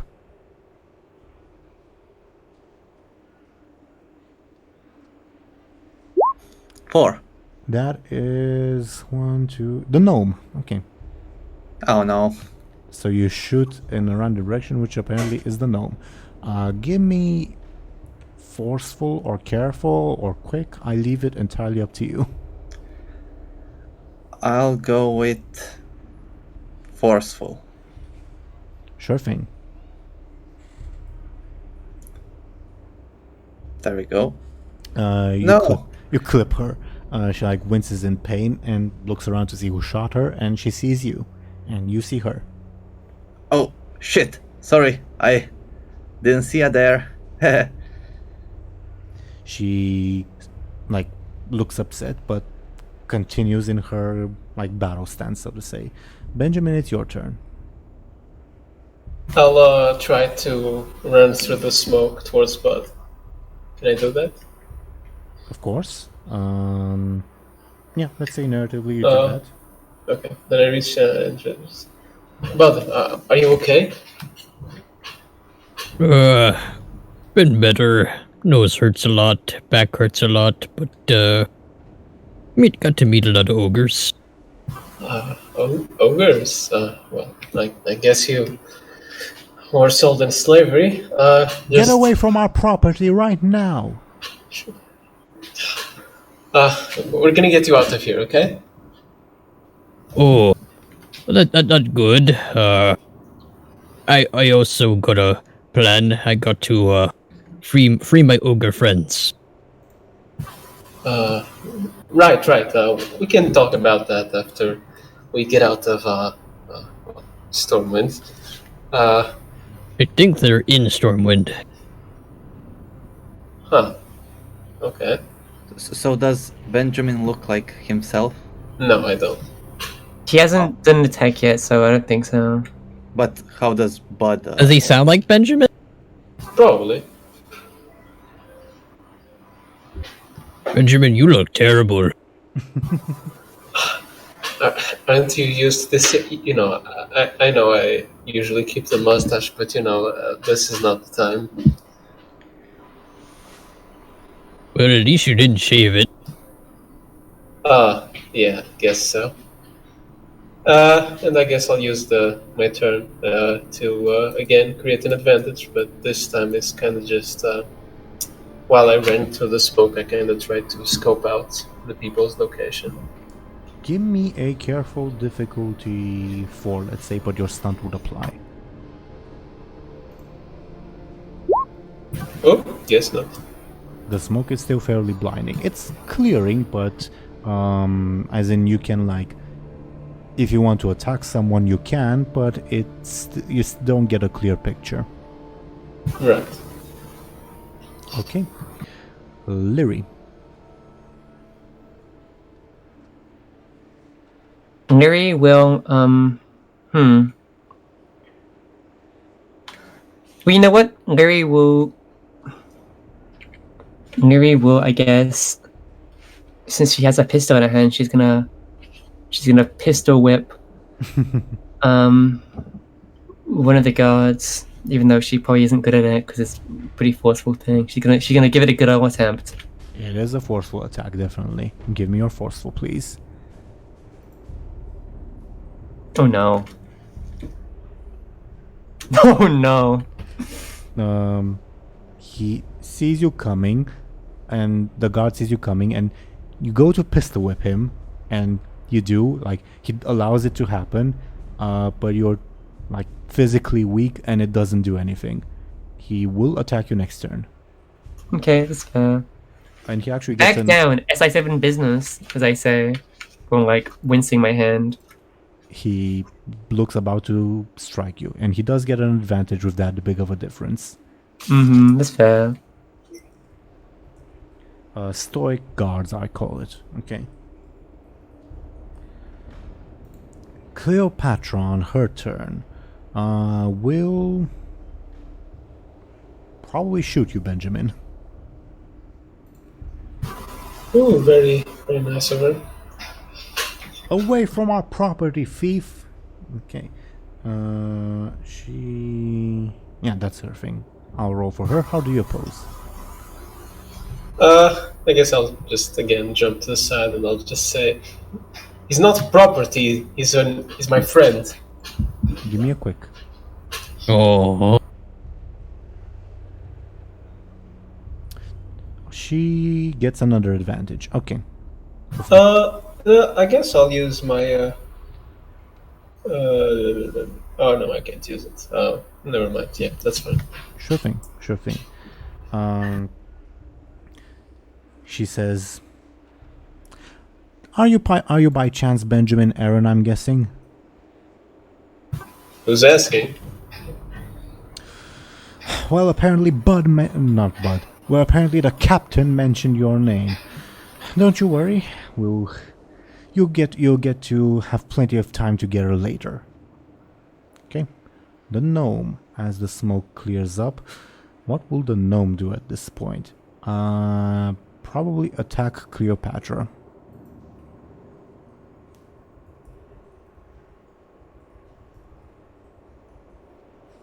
And Cleopatra sidesteps her. Okay. The guards, well, I did promise they were going to smack you, Lyri, so yeah, the guard you try to pistol whip tries to punch you. Lyri will quickly try and, I guess, duck her head in a really goofy way. Quick, please. You have to take 2 points of damage. I guess I'll take my level 2 stress. Sure thing.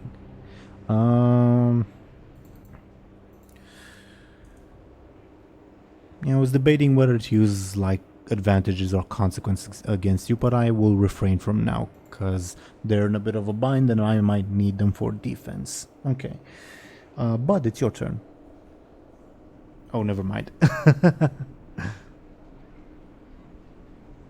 Okay. We can use some RP. Sure thing. RP away. I told you to back down. You are out of your depth, thief. Thief? Cleopatra will say, "Step away from our property right now." God, you're boring. I'm holding my face in one hand and kind of waving the other one kind of nonchalantly in a direction. Why haven't you called for backup yet, you daft moron? And the guard who was just punching you, on his turn, will try to run away to get backup. Lyri will unsheath her sword. That'd be very, very unwise of you, good sir. Don't test me, fake agent. He like looks embarrassed at his unsuccessful diss. You saw the papers on the gnome, right? The papers that the dwarf mentioned a second ago.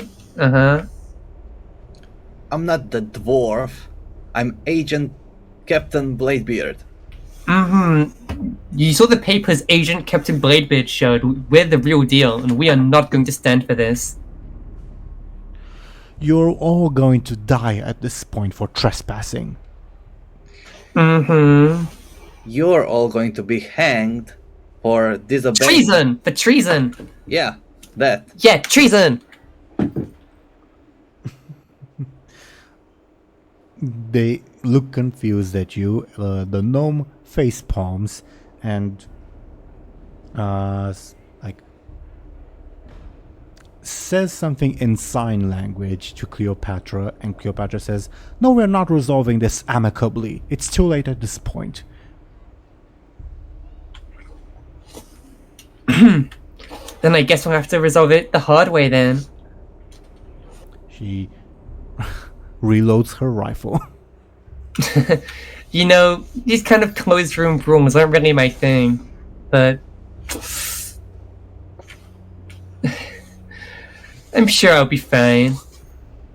All the while, Mulgoon, who bull rushed into a wall, finally managed to get his head out of the wall, and he stumbles about in a daze, and he almost knocks into you, and almost does that to probably Cleopatra as well. He will act on his turn, but yeah, this is narratively speaking.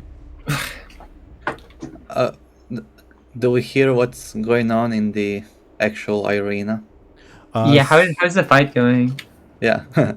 You hear weapons clash. Well, yeah, weapons clashing, and a very angry dwarf yelling out profanities, and the crowd cheering at several points. I will actually do a roll to see how the fight will end up.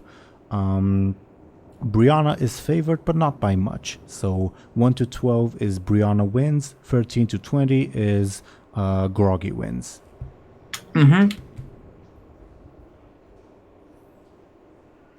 Oh my god, does that mean Groggy's gonna die? Groggy will get the shit beaten out of him, but he will not be dead. If it was a 1, then yeah. But yeah. I was like, wow, that's really, really low. Okay, so Brianna will win the fight overall, but it will still take at least 2 more rounds for the fight to resolve. So you know, no one will be able to hear what's going on down here. Lyri kind of smirks and like rearranges her hat, repositions it. We just need to hold out for a couple minutes. You will not touch our property. Can we maybe play a dice game for Buhd? I'm pretty good at those. Oh, Bud, Skoll, you're finally back. We were RPing while waiting for your turn. I'm sorry. Well, let's see what this property has to say about that, huh? I don't doubt a little bit. What happened? Basically, Bud, we were just yelling at fire each your other. weapon. Right now, kill her. For treason. Captain Don't you arrest? Captain Eviscerator, these people are trying to steal you away. I can promise you the best rations when we get back. Bud, make a better deal. You help free other ogres and me, and you live. That sounds like a good plan. I mean, I'd probably just arrest you, but they want to kill you, so that, you know. She looks at you like you're insane or something like that. And she says, over my dead body. You are not betraying Lady Whitley, not on my watch. I don't even know who that is. You saw Lyri her, Bud. starts You to- saw her, Bud. He barely remembers her, to be honest. Lyri starts to giggle. You see, what you don't know, miss, is that this is our super secret agent Buhd, part of the SI7, and you've been double-crossed. Yeah, he's actually two dwarfs stacked on each other, dressed as an ogre. You know, Wait, what? DoomGoblin, even if you used your stunt, I would not allow that lie. Yeah. Makes sense. But I didn't even know this. And it was all a ruse. You've been outdone, double-crossed. There's no hope left. Lay down your arms right now. Mogoon killed them all already. Wait, it's Bud's turn. I forgot. Yep. Bud will, go to smack his cannon down on the head of Mogoon. He, above board, he's like stumbling around. Remember, he like dashed into a wall. He just managed to get his head out of the wall, and he was like stumbling around in a daze, and now is like focusing himself to attack someone.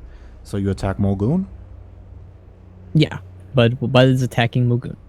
Okay, give me a forceful, and I'll oppose.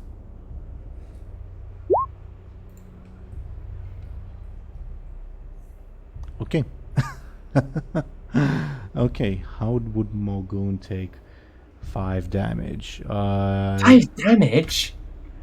His level Jeez, Bud. 3 stress and level 2 consequence, I guess. What would you like the level 2 consequence to be called? Knocked on the head. Sure thing.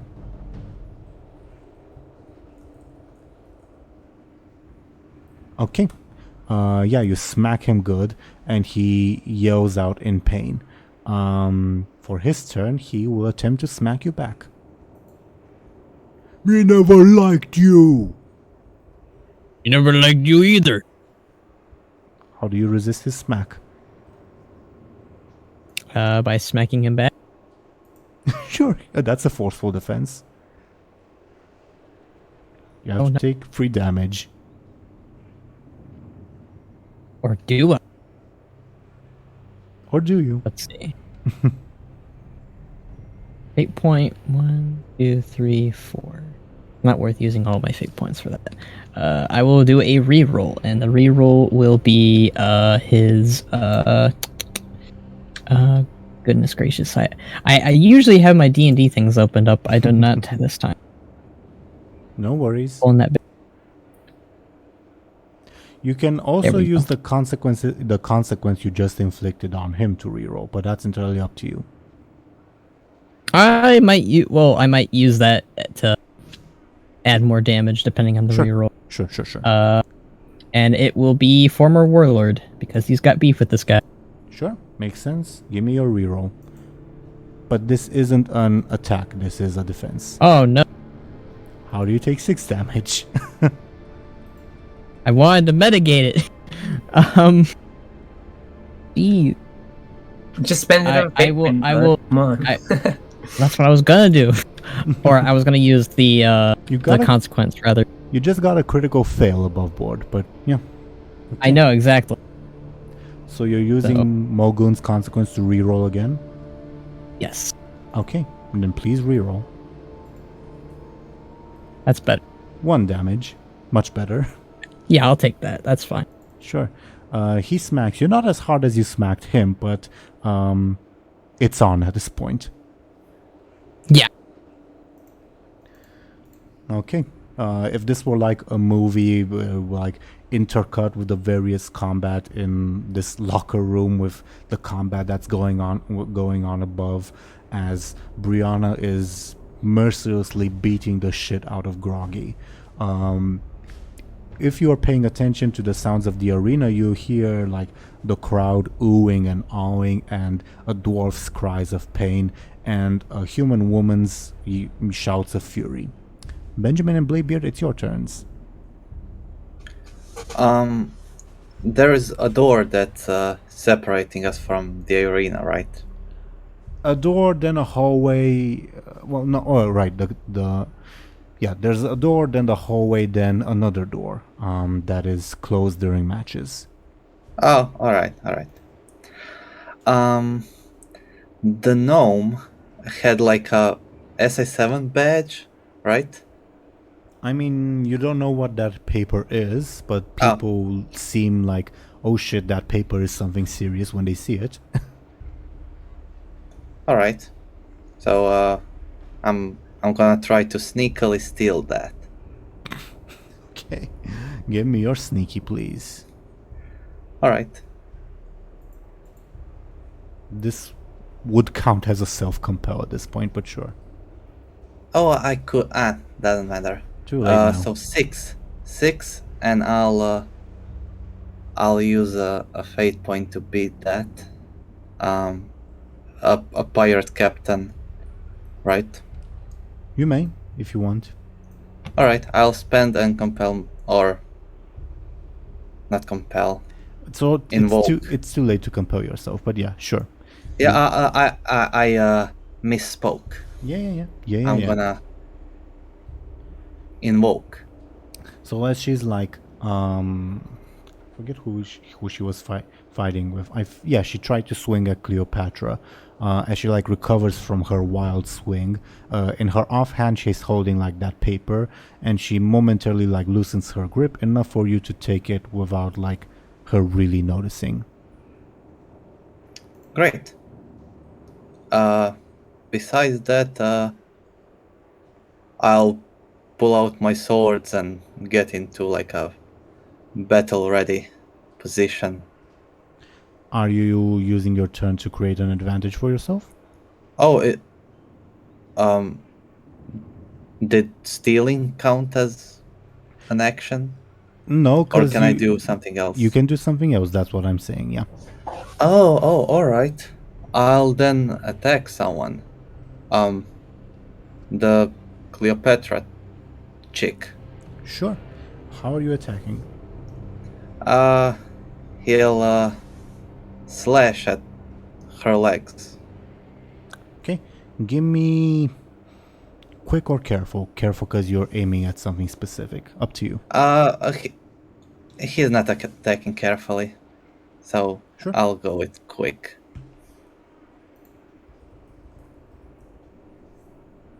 Oh, 7. One damage. One damage. All right. Okay. Let me take a note on how she takes that damage. Okay. She will take a level 1 stress. Benjamin.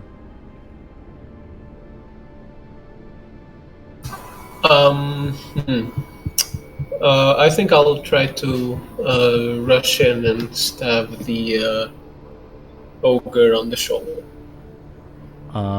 Sure. Give me a quick.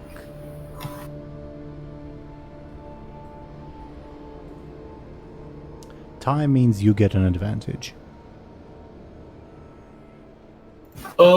Sure, that's fair. What would you like your advantage to be called? Let's go with I don't know. It can be either something that like you're quick or the ogre's off footing, or something. Let's go with pinned ogre. Sure, okay. And if you so decide, you can pass it on to someone else. Lyri? Fair enough. Lyri?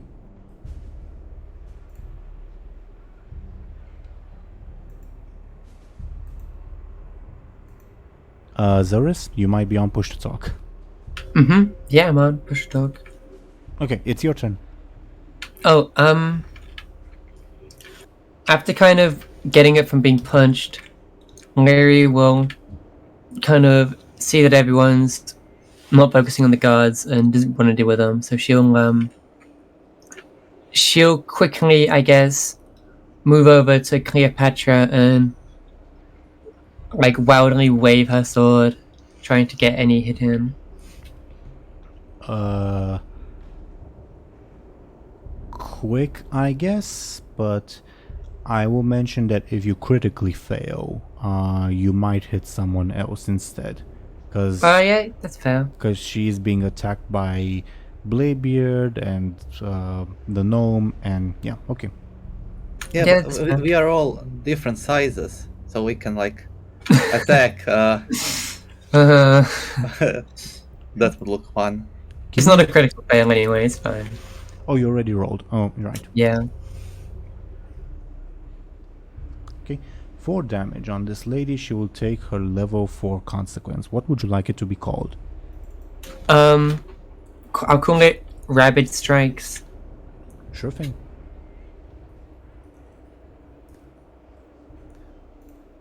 You strike her from her blind spot, and she like reels forward, clearly in pain, and she yells out, "Guards, get aid already!" Submit to the SI7! Or face treason. Die! I mean, or get arrested for treason. Face treason. Face treason! On her turn, she will lunge at you. That's fair. How do you defend yourself?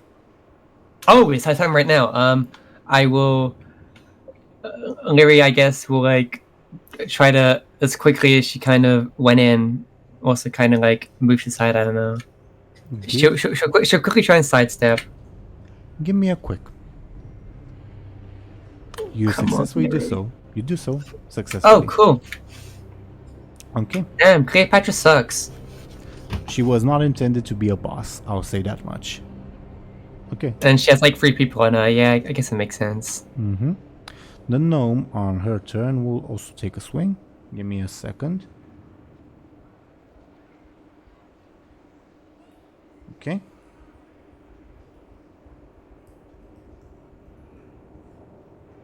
Tie means the gnome gets an advantage. Okay. Quick strikes, I'll call it.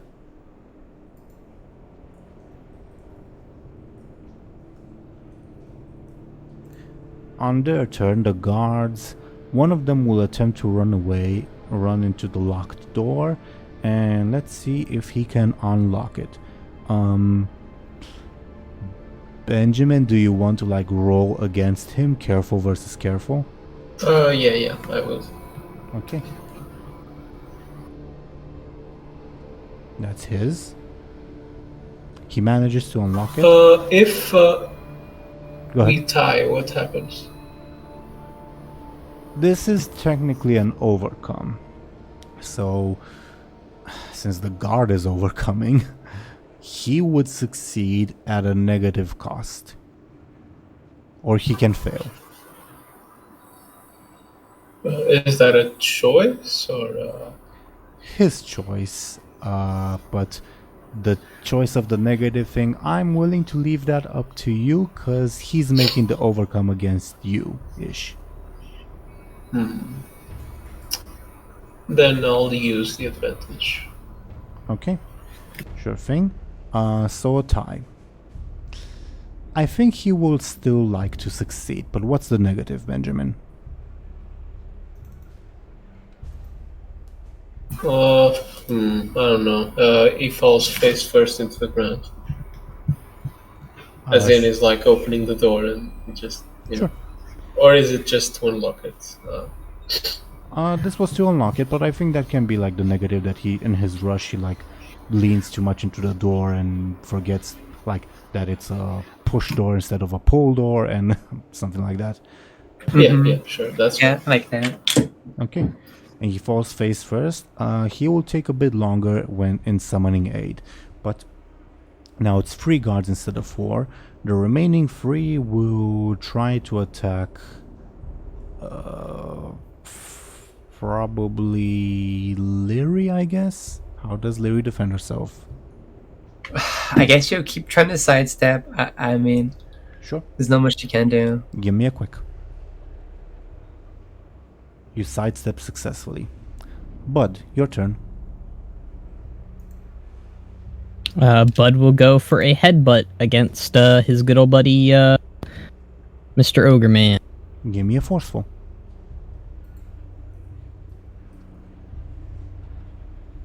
Another 3 points of Oh damage. no.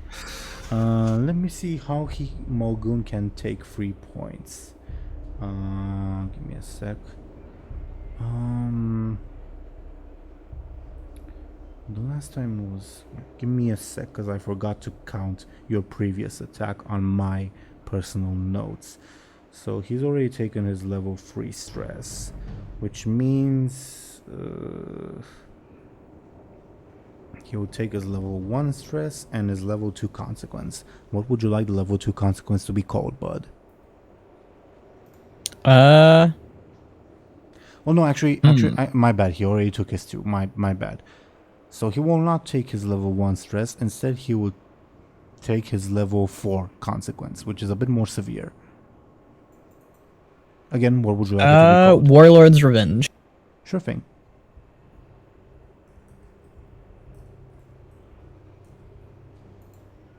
Okay. Yeah, you bonk him good. His face comes up bloody.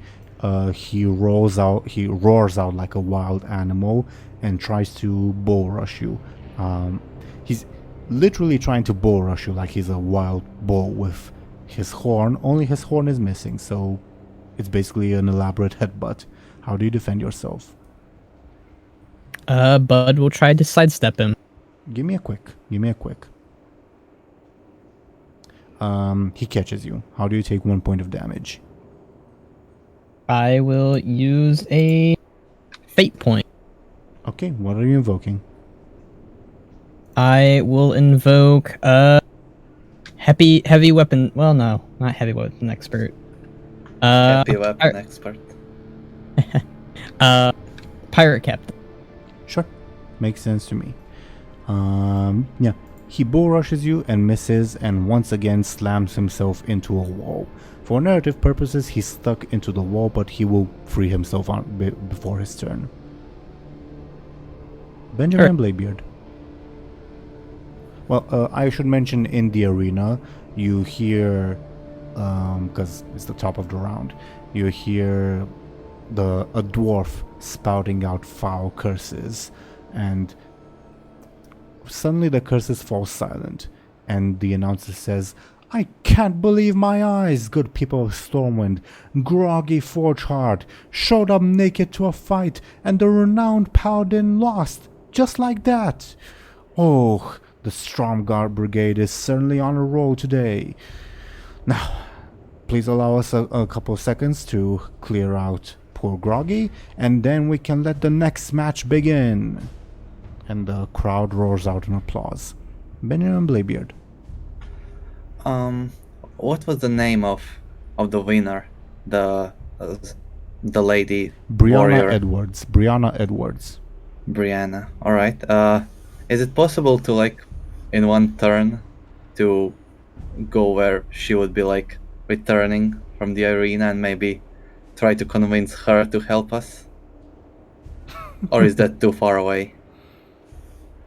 It would be too far away to like go into their team's locker room or the arena, but you can like go to wait for her in the hallway.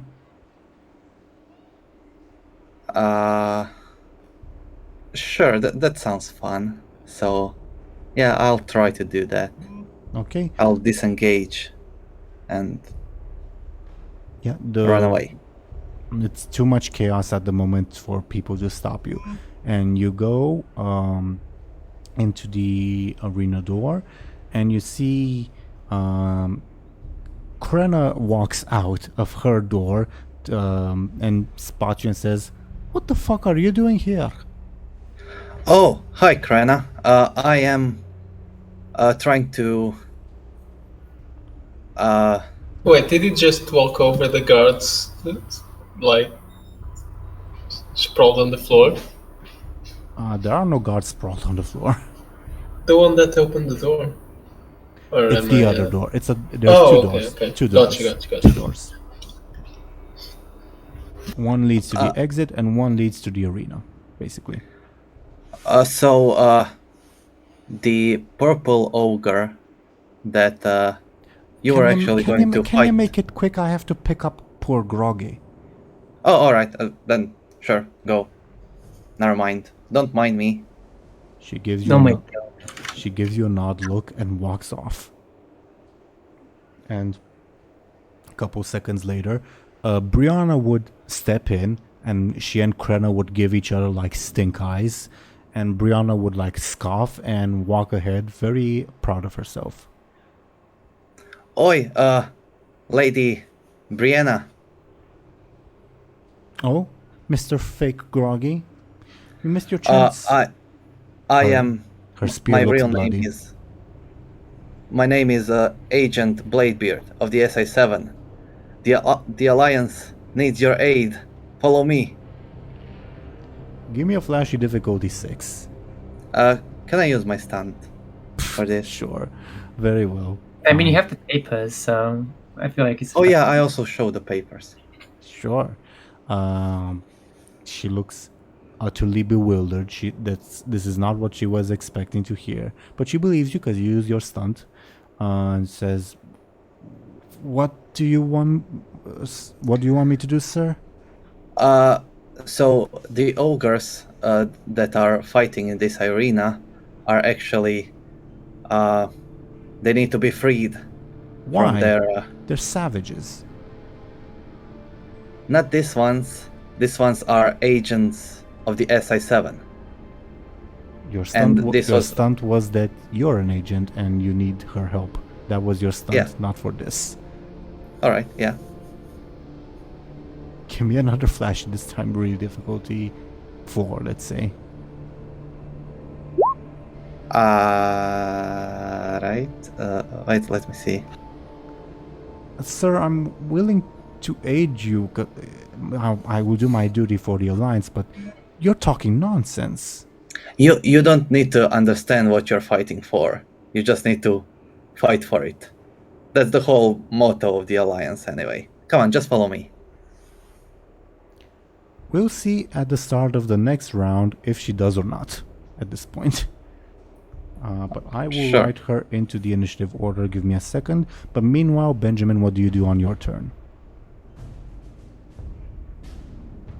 I'll run over to the guard that tried to leave, and I'll try to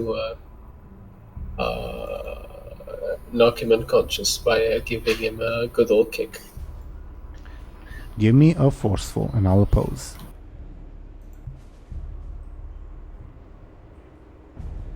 Oh, Okay. He catches your foot and trips you. And he That's gets an a buff, advantage. He gets an advantage. What did I'll you just say, Lyri, the guard, he's leaving. Oh, is it my turn now? Yeah, I'm just typing in the advantage that the guard gets. Mm-hmm. Lyri will. She has her sword unsheathed and she'll see the guard. Is he still on the floor? He is getting up on the guard's turn. He will leave the scene. Lyri quickly, I guess, like, hops over there, and she will attempt to do something she was going to, I guess, not do for a while, but she's going to try and mana tap this guy. Try and... guard. Yeah. Okay. Just try and get him all tired and exhausted, because Benjamin doesn't want her to kill him. You mana tap the guard, and you feel almost nothing. There's almost no magic in this guy. Does it seem to affect him? You You make like you make a flashy gesture with your hand, and he like winces, like he's expecting you. Oh shit, she's going to throw a spell at me, but nothing happens. He like looks at you confused, and turns around and runs on his turn. Oh no! Was that my whole turn? No. Okay. I guess seeing that didn't work, Lyri will quickly. Are they wearing like metal armor? Is it like cloth? What is it? I'll put them on screen. It's Is it the Brawler's Guild armor? if I remember correctly, yes, but I'll put them on screen just for reference. Give me a quick second. These are the guardsmen that you see over here in the bottom left. Of all sorts of races. Okay. But they're all armored up. Sorry, Benjamin. Lyri will try and quickly, I guess, throw a little fireball with the guard's head, I guess. That sounds forceful. Forceful? It was a little fireball, but okay. Well, do you have an argument for it to be something else? I mean, she's not trying to like, since she's aiming for like a weak spot, she's not trying to like make That it that sounds rough, careful. so- That sounds careful. Oh, careful. Okay, Wow, okay. I'll take that. Tie means you get an advantage. I'll take an advantage. What would you like it to be called? I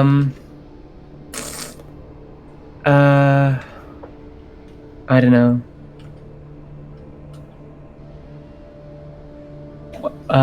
Good aim. I don't know. Sure.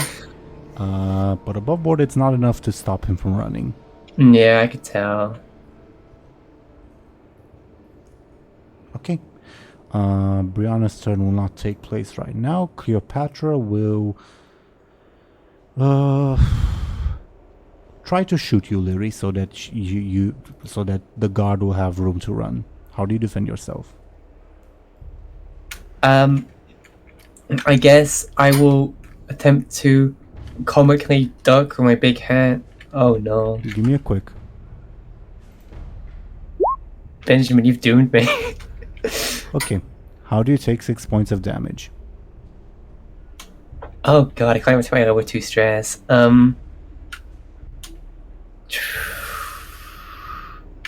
Let's see, what advantages do I have I can use? I don't think I have any. You have good aim. I have good aim, but that's not going to help me with this situation. Cleopatra also has a consequence. Rabbit strikes from Buhd. From me. Oh, from you. My bad. You're from you. My bad. You know what? I'll use that consequence to knock it down a tad, just so it's a bit more manageable for me to take. Okay. But she will use one charge of flying bullets against you. Great. What can I use? In a way I can... Do I have to like justify why good aim would even work, or else? I feel like I'd have to. In this case, yes, because she's aiming, not you. She's aiming on me. Okay. Oof. I see no way. You have fate points too. I do have fate points. I don't want to spend them. I'll spend one of them. What are you? I'll spend one of them to improve my roll.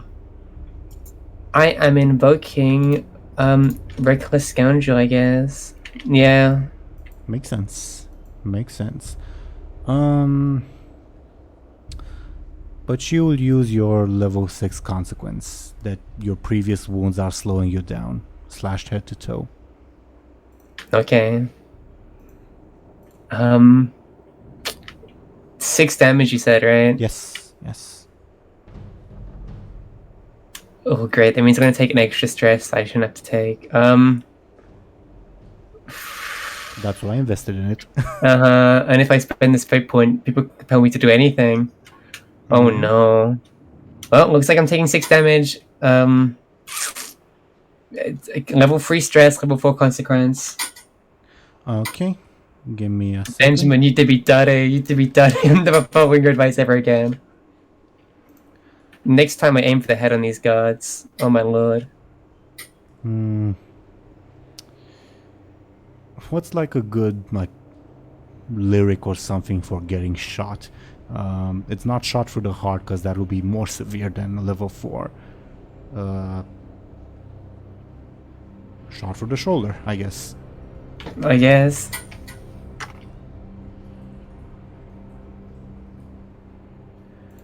As you are like just like threw a fireball at this guy, you hear a gunshot and a sudden force like knocking you forward, and you see blood coming from your shoulder. Mary will, I guess, fall over. I mean, she's got shot by a bullet through the shoulder. Yeah, sure. Definitely. The gnome on her turn will try to attack Cleopatra.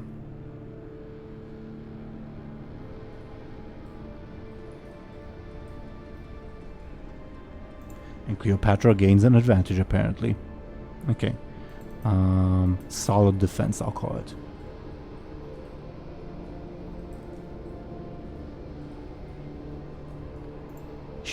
Cleopatra really isn't strong. She wasn't made to be a boss, not even like a mid-level boss. But apparently she's holding her own.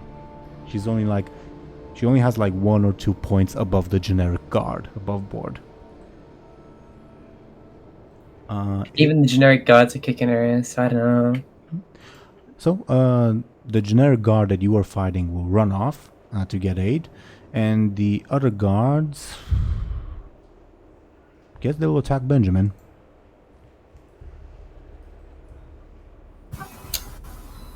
Rose. I guess I'll just You will what? quickly Sorry? try. Sorry. Can you repeat the attack? They swing with a mace at you. It is a forceful attack. I just use my sword to try to deflect the blow. Sounds careful or forceful.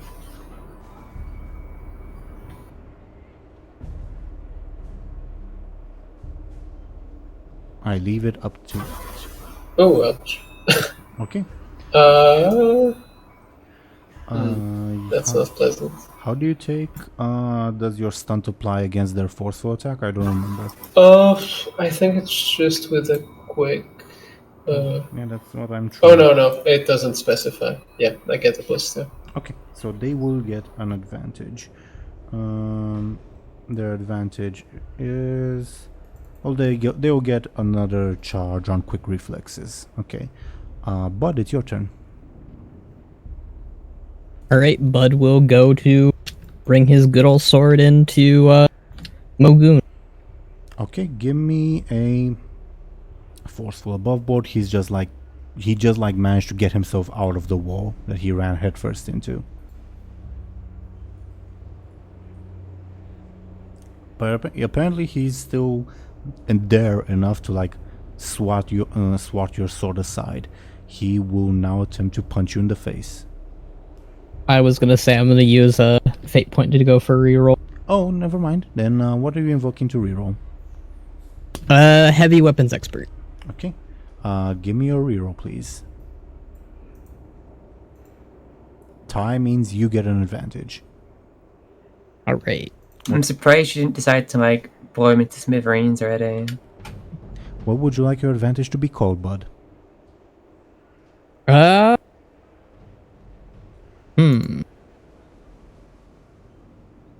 We'll call it Warlord's Fury. Sure. Okay. It is Mogun's turn. Give me a moment.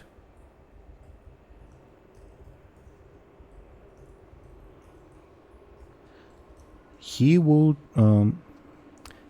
try to punch you, Buhd. How do you defend yourself? Buhd will try to catch the punch.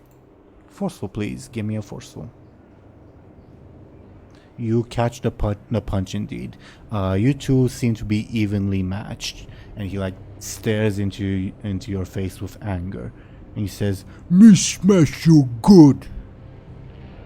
Me smash you with the paste. He roars out. Top of the round, you hear the announcer say, "And now, our next contestants. Please welcome the ferocious Mogun." Everyone hears that. Benjamin and Bladebeard, your turns. I return with help. I Well, assume, you right? haven't convinced her yet. Oh, You've convinced her that you're SI7, but you haven't convinced her that she needs to come with you. we need to hurry. It's a messy situation, and we need all the help we can get. All right. Give me a flashy difficulty 2, just because she can also hear like sounds of fighting. Okay. She shrugs and follows you, and you do enter the room with her in tow, and she looks around very, very confused at what's going on. All right. So guards are not on our side, and the woman with she's not here. I believe green coat. Is that what she's wearing? Right. Oh, She's in the Cleopatra? corner, but you can't see her very No, easily. the one in the corner is not her. The one in the corner is Lady Whitley. Yeah, I Oh. know, but Cleopatra isn't here, and she's also wearing green, right? I will put her on screen. Give me a hot second. She's wearing a coat. There Yeah, she I is. remember correctly. There she is. She's actually kind of similar to yours, although darker in color scheme. Yeah. She's the enemy of the Alliance as well. Cleopatra turns to look at Brianna and says, "What are you doing here?" Brianna shrugs, helplessly confused. Okay. I'll see what she does on her turn, I guess. I'll roll some dice. Meanwhile, Benjamin and Bladebeard.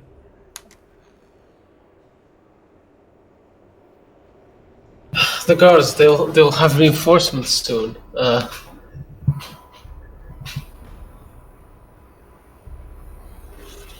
All right. Should we get reinforcements as well? I mean, I got this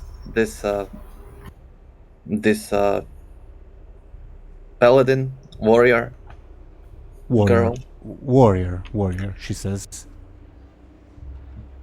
All right. I think we should leave as soon as possible. Yeah, maybe. Bud, just get out. Lyri's gritting her teeth and trying to talk, but she's bleeding everywhere. By the light, what a mess, says Brianna. Yeah, I like I said, it's a mess over here. You definitely weren't lying, but I'm still confused on what's going on here. Me too. Trust me. I'll guess I'll follow your lead. But Benjamin and Bladebeard, it's your turns. I'll throw a dagger at Cleopatra. Okay. Give me a quick and I'll oppose. Yeah, I'll oppose. Oh, 7. Wow. Oh, the same as the last time. 7 and 6. All right. Yeah, you do clip her a little bit. Let me see if how she can take 1 damage. She'll take a level 2 stress. Okay. Benjamin.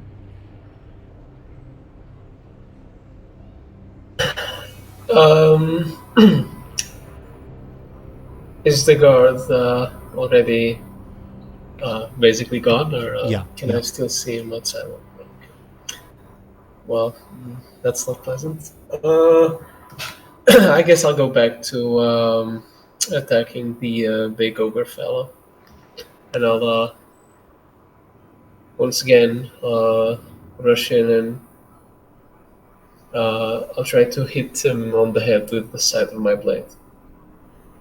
Sounds forceful. I don't know. What do you think? Yeah, it's forceful because I'm trying to knock him out and not exactly using finesse to cut him. Sure. Okay.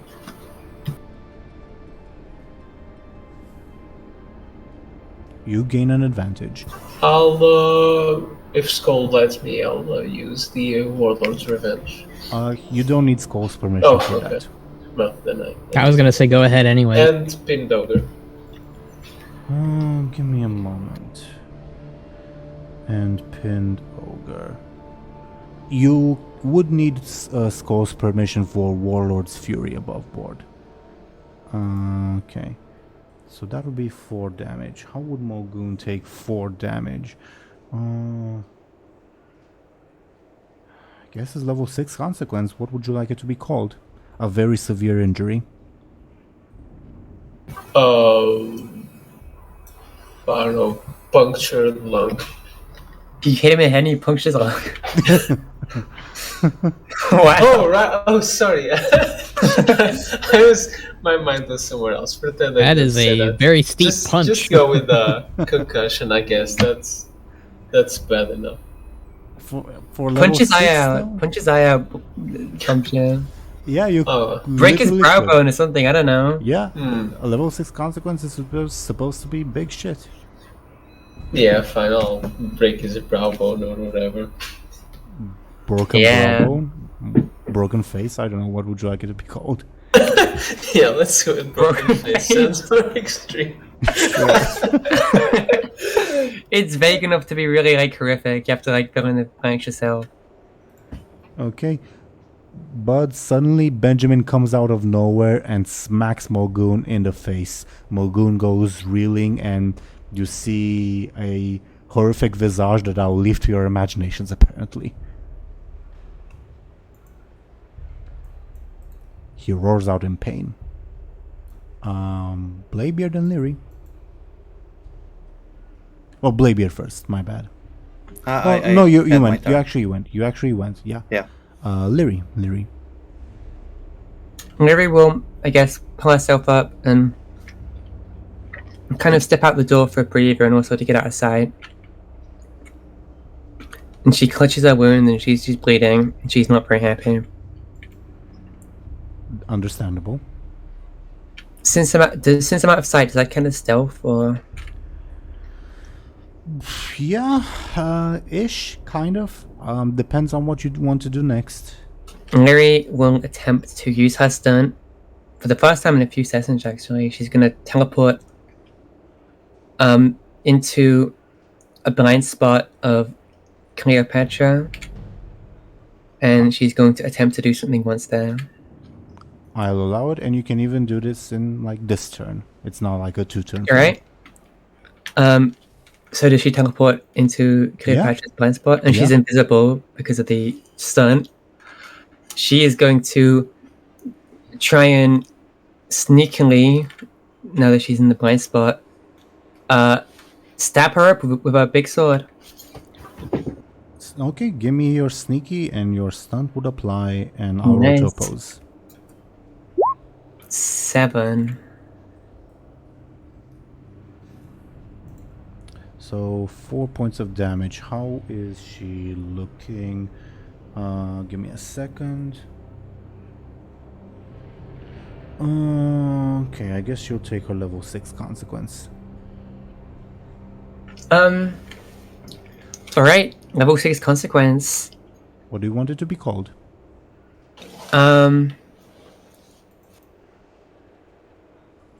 I guess it'll be called something severe. Yeah, something severe. That's a good one. No, I mean, it's gutted is a bit too much of a Nah, should I do gutted? I don't know. She's being stabbed through like the torso or something, so... It can be. Sure, I go with gutted. Sure. Okay. Gutted by a hidden blade. Ooh, it's sneaky.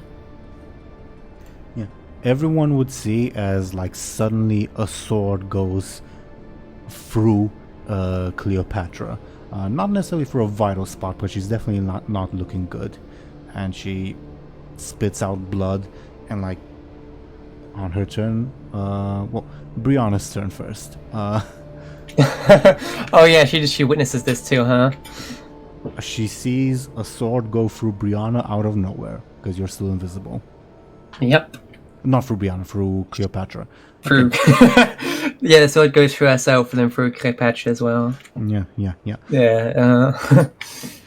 Oh, Bladebeard, you attacked Cleopatra, and now Cleopatra is seemingly dying, so Brianna is not sure what to do. So she looks at you, expecting you to tell her what to do. It is the other ogre, Magoon. He's Or very whatever. he's very heavily wounded, but he's still fighting.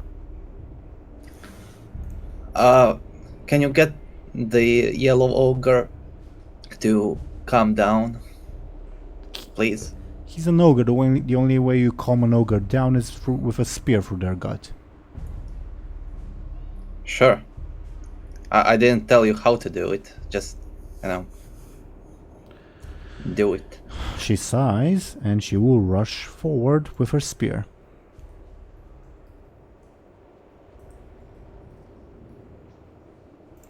Dealing 3 damage to Mulgoon, which I think would kill Mulgoon.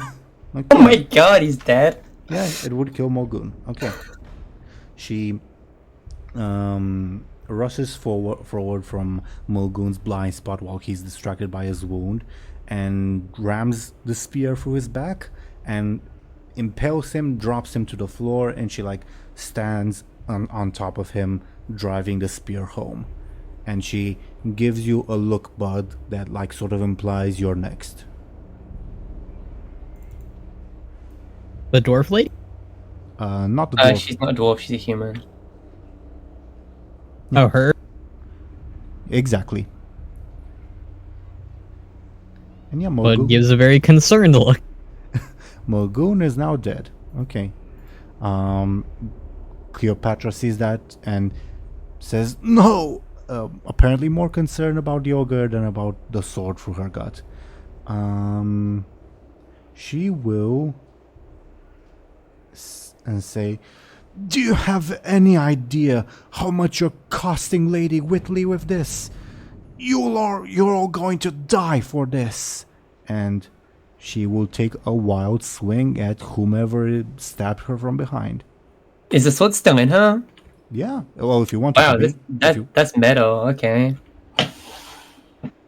Sure, I don't mind. Makes it look more awesome. She got a poor roll, but she makes a wild swing at you because you're behind her. How do you defend yourself? Can I use sneaky since I'm invisible? Yeah, I would allow it. Okay, I'm just gonna say she misses because she can't see me. Yeah. And you even get an advantage because of your stunt. I guess I'll call it, Look of the Assassin. Sure thing. I'm bad at stunt names this episode, oh my god. I mean, advantage names this episode, oh my god. No worries. Okay. The gnome's turn. She'll like motion.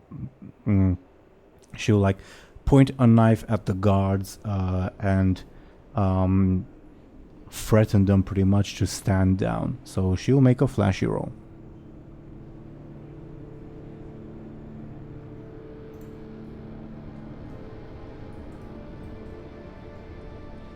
Which she's pretty bad at, but the guards are also pretty bad at, but in the end it amounts to nothing. Okay. The guards. One of them ran off. The others will... I'll be very unsure who to attack. I guess they will try to attack Bladebeard? Yeah, I guess Bladebeard. Sure. I'll try to not get attacked. They will swing at you with melee weapons.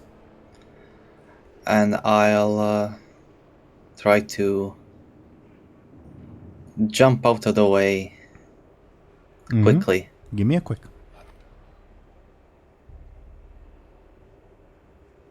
They get an advantage. They will use quick reflexes to inflict 2 damage on you. Sure. I'll take a level 2 stress. Sure thing. Okay. Bud's turn. Is Mogun's dead, right? Yup, and the woman who killed him gives you this look like you're next. I'm with them. They're my friends. Yeah, don't kill the purple one.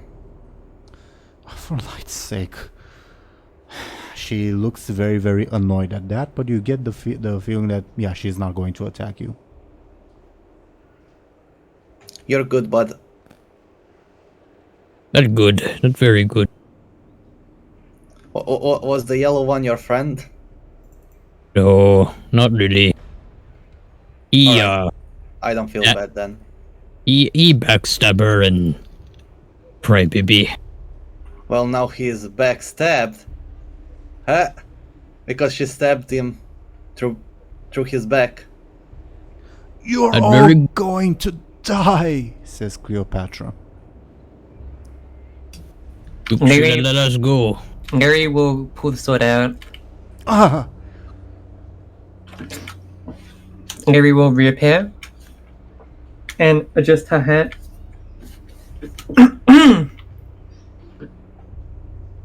It's Bud's turn. She looks at Bud. Bud, does guards, can you like scare them up or something? Do a big scary roar? I can try. Or shoot your cannon. That's also Wait, allowed. I mean, You want me to shoot cannon at the stormy guards? No. Just, a warning shot. That sounds like a waste of Bud's cannon. Episode is ending soon, so. Bud will try the roaring thing to scare them. Like he'll do his big ogre roar like Shrek. he's gonna do the ogre He's roar. gonna Like do Shrek. the roar. He's gonna do the roar to scare them. Give me a flashy, please. Ooh. Okay. You definitely make a dent in their morale. Okay. Top of the round. The announcer says, Mulgoon? Mulgoon? Is this thing on? One moment, everyone. Appear to be having technical issues. Bathroom break. Everyone gets a bathroom break. We'll be back in a couple minutes. Thank you. Can send someone over to... And the microphone cuts off. We should get out of here quickly.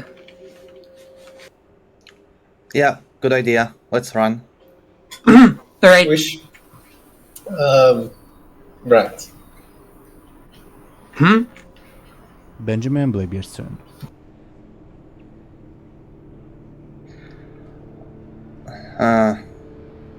I don't know. Maybe creating some sort of an advantage for running away. I don't know. Sure, if you want. But I don't know what to do. I'm out of ideas. Like for your running away advantage or in general? Yeah, for running away advantage. Oh, it can just be like a quick roll. I'll say difficulty 4, and if you make it, you make the advantage. Oh, alright. Okay, give me a quick.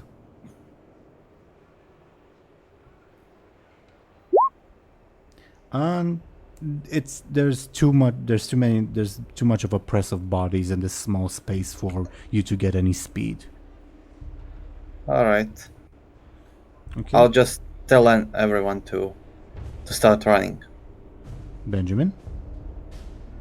I guess I'll do the same. I'll try to create an advantage by just trying to figure out how to move through everyone and just bolt as fast as possible.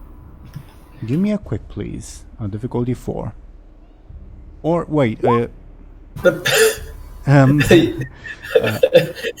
hear you out. based on your wording, since you mentioned I'll try to figure out how to move through people, I would have also taken careful. Yeah, I think I'll do that. Sure. Or not. Wow, that's embarrassing. Yeah. Oh god, a critical failure and a near critical failure. Come on. It's not quite a critical failure. Well, on your quickest, but not on your careful. That's why I said the critical failure and a near critical failure. Well,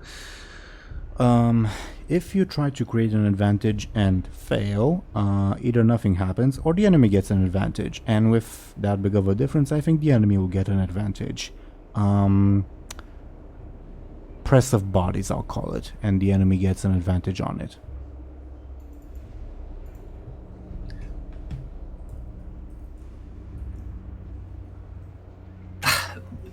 I thought we were leaving. Benjamin, Bladebeard. Lyri kind of looks around practically. Your turn, Lyri.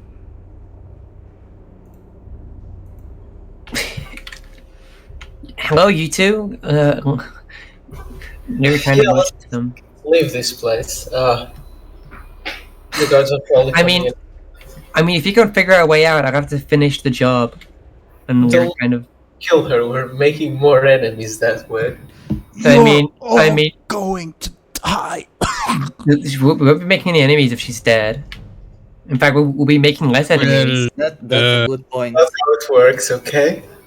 She work for I mean, big boss lady. I'm pretty sure they're already against us, so killing her, in fact, would probably. Knock her out and Buhd can bring her or something. I don't know. Just don't. You want to take a hostage? It's. Okay. Lyri Probably kind. better than bringing a corpse. Yeah.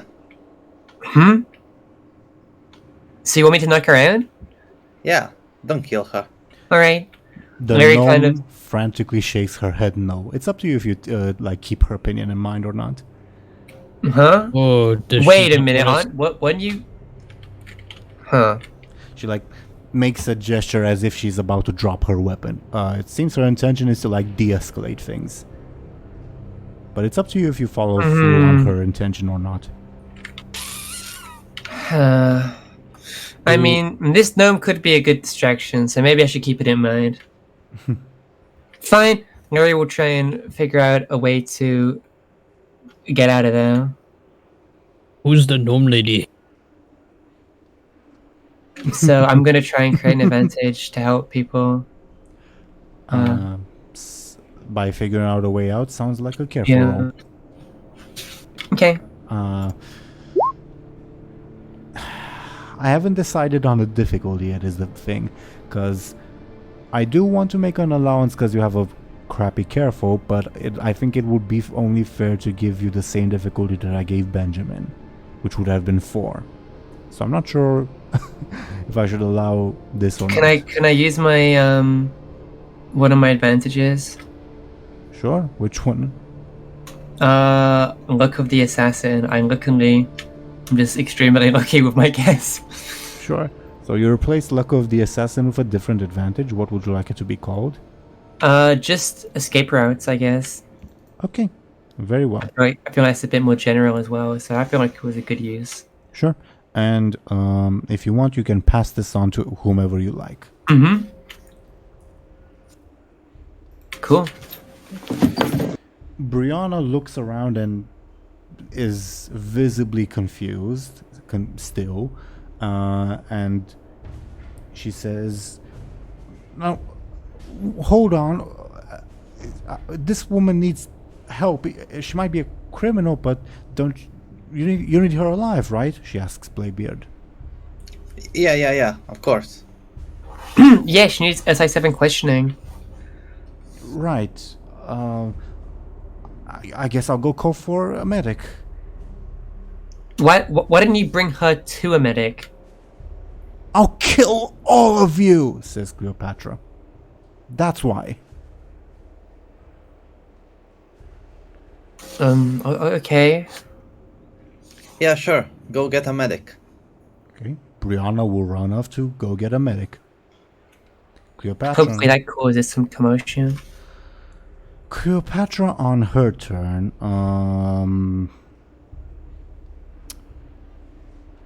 Who's the closest? Probably, I guess, Lyri? Or would Lyri be the closest to her? I guess. I mean, where are the others in relation to her? It's still fairly close oppressive bodies. Actually, I'll just simplify things. I will roll dice. 1 is Benjamin, 2 Bladebeard, 3 Lyri, 4 the gnome. She's not going to attack Buhd. Oh, so it was fate, Yeah, okay. right? She makes a wild swing at you. Lyri will, I guess, quickly try and, like, throw herself out the way. Give me a quick, please. Oh, come on. Could not have that earlier. Oh, well. Beggars can be choosers. Okay. Mm-hmm. The gnome will once again try to convince the guards to lay down their weapons.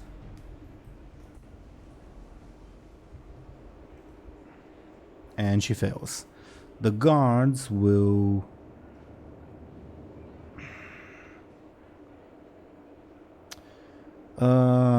probably move to bar the door, so they will spend their turn creating an advantage. How are you so untouched? Oh my god. You were in immaculate condition. Well, So- I would say that their health is untouched, but their morale definitely is touched, let's say. No, I mean our health. Like, Benjamin has nothing. Oh. Bladebeard only has 1 stress. Sure. Wow. We are smart Uh-huh. in the way we fight, I guess. And also, these guys weren't intended to, like, provide that much of an opposition, honestly. And yet, And yet, Bud's turn.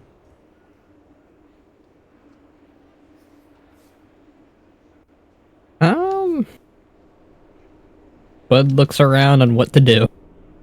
run away. Or yell at them and get them to go away. Either or, really. Just, we need to get somewhere safe. You want me to yell at them again? The gnome would nod at you. Okay, I yell. Bud would inhale deeply, and then he let out yet another ogre roar. Give me a flashy, please.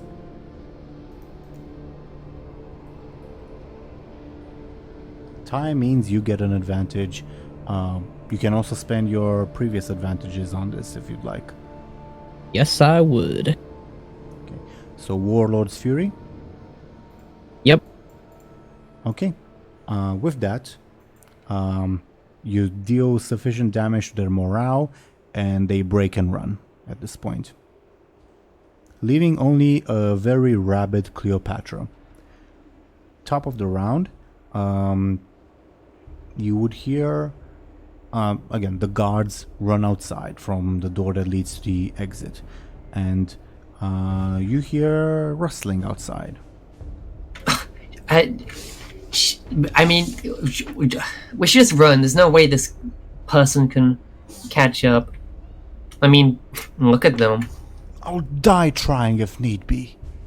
You'll fall over and, I don't know, get a really nasty gash on your knee. At least I'll take you with me.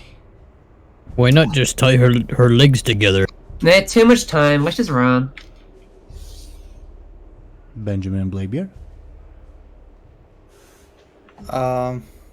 Yeah, I would like to try to disarm Cleo by hitting her sword with mine. Give me a careful, please. Alright. 1. Wait.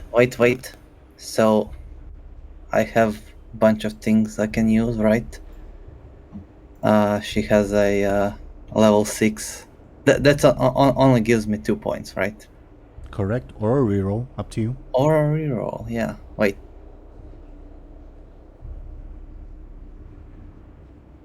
Sure, I'll reroll. With her level 6 consequence, okay. Yeah. Reroll, Can I? please. Yeah.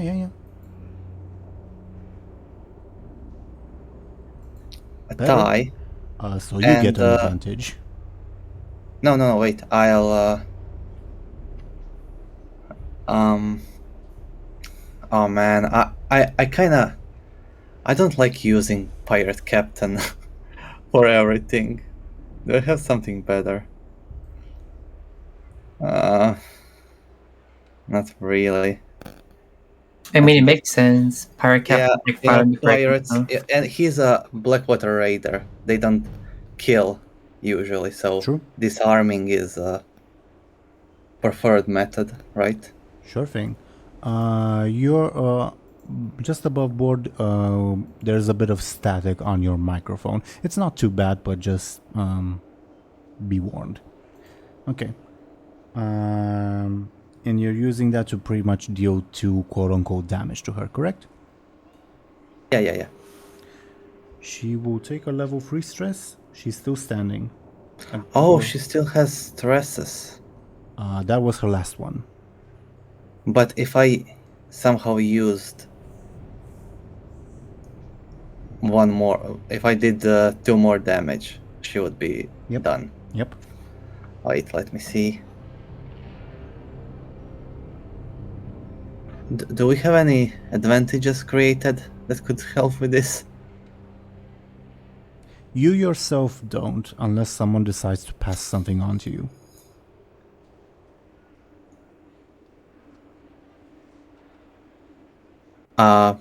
Do you? I see Lyri has a few. I can give him good aim because he's aiming for the sword. That makes sense. Mm-hmm. Do you accept this, DoomGoblin? Yeah. Thanks. Okay, No problem. sure thing. Describe how you knock this lady out of the fight. Do you kill her? It's entirely up to you. No,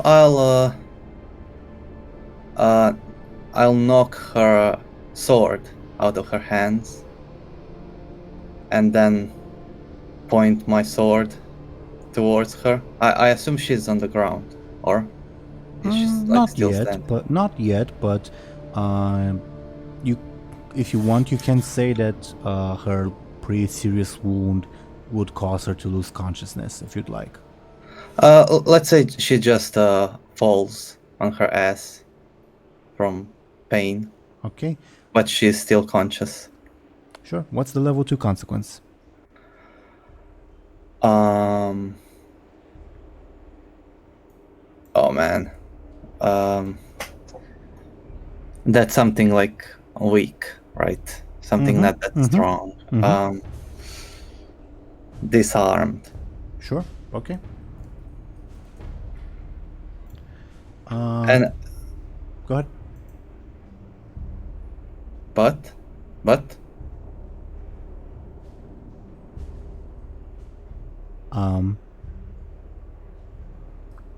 Go ahead. What is it? oh, I thought you were going to say something.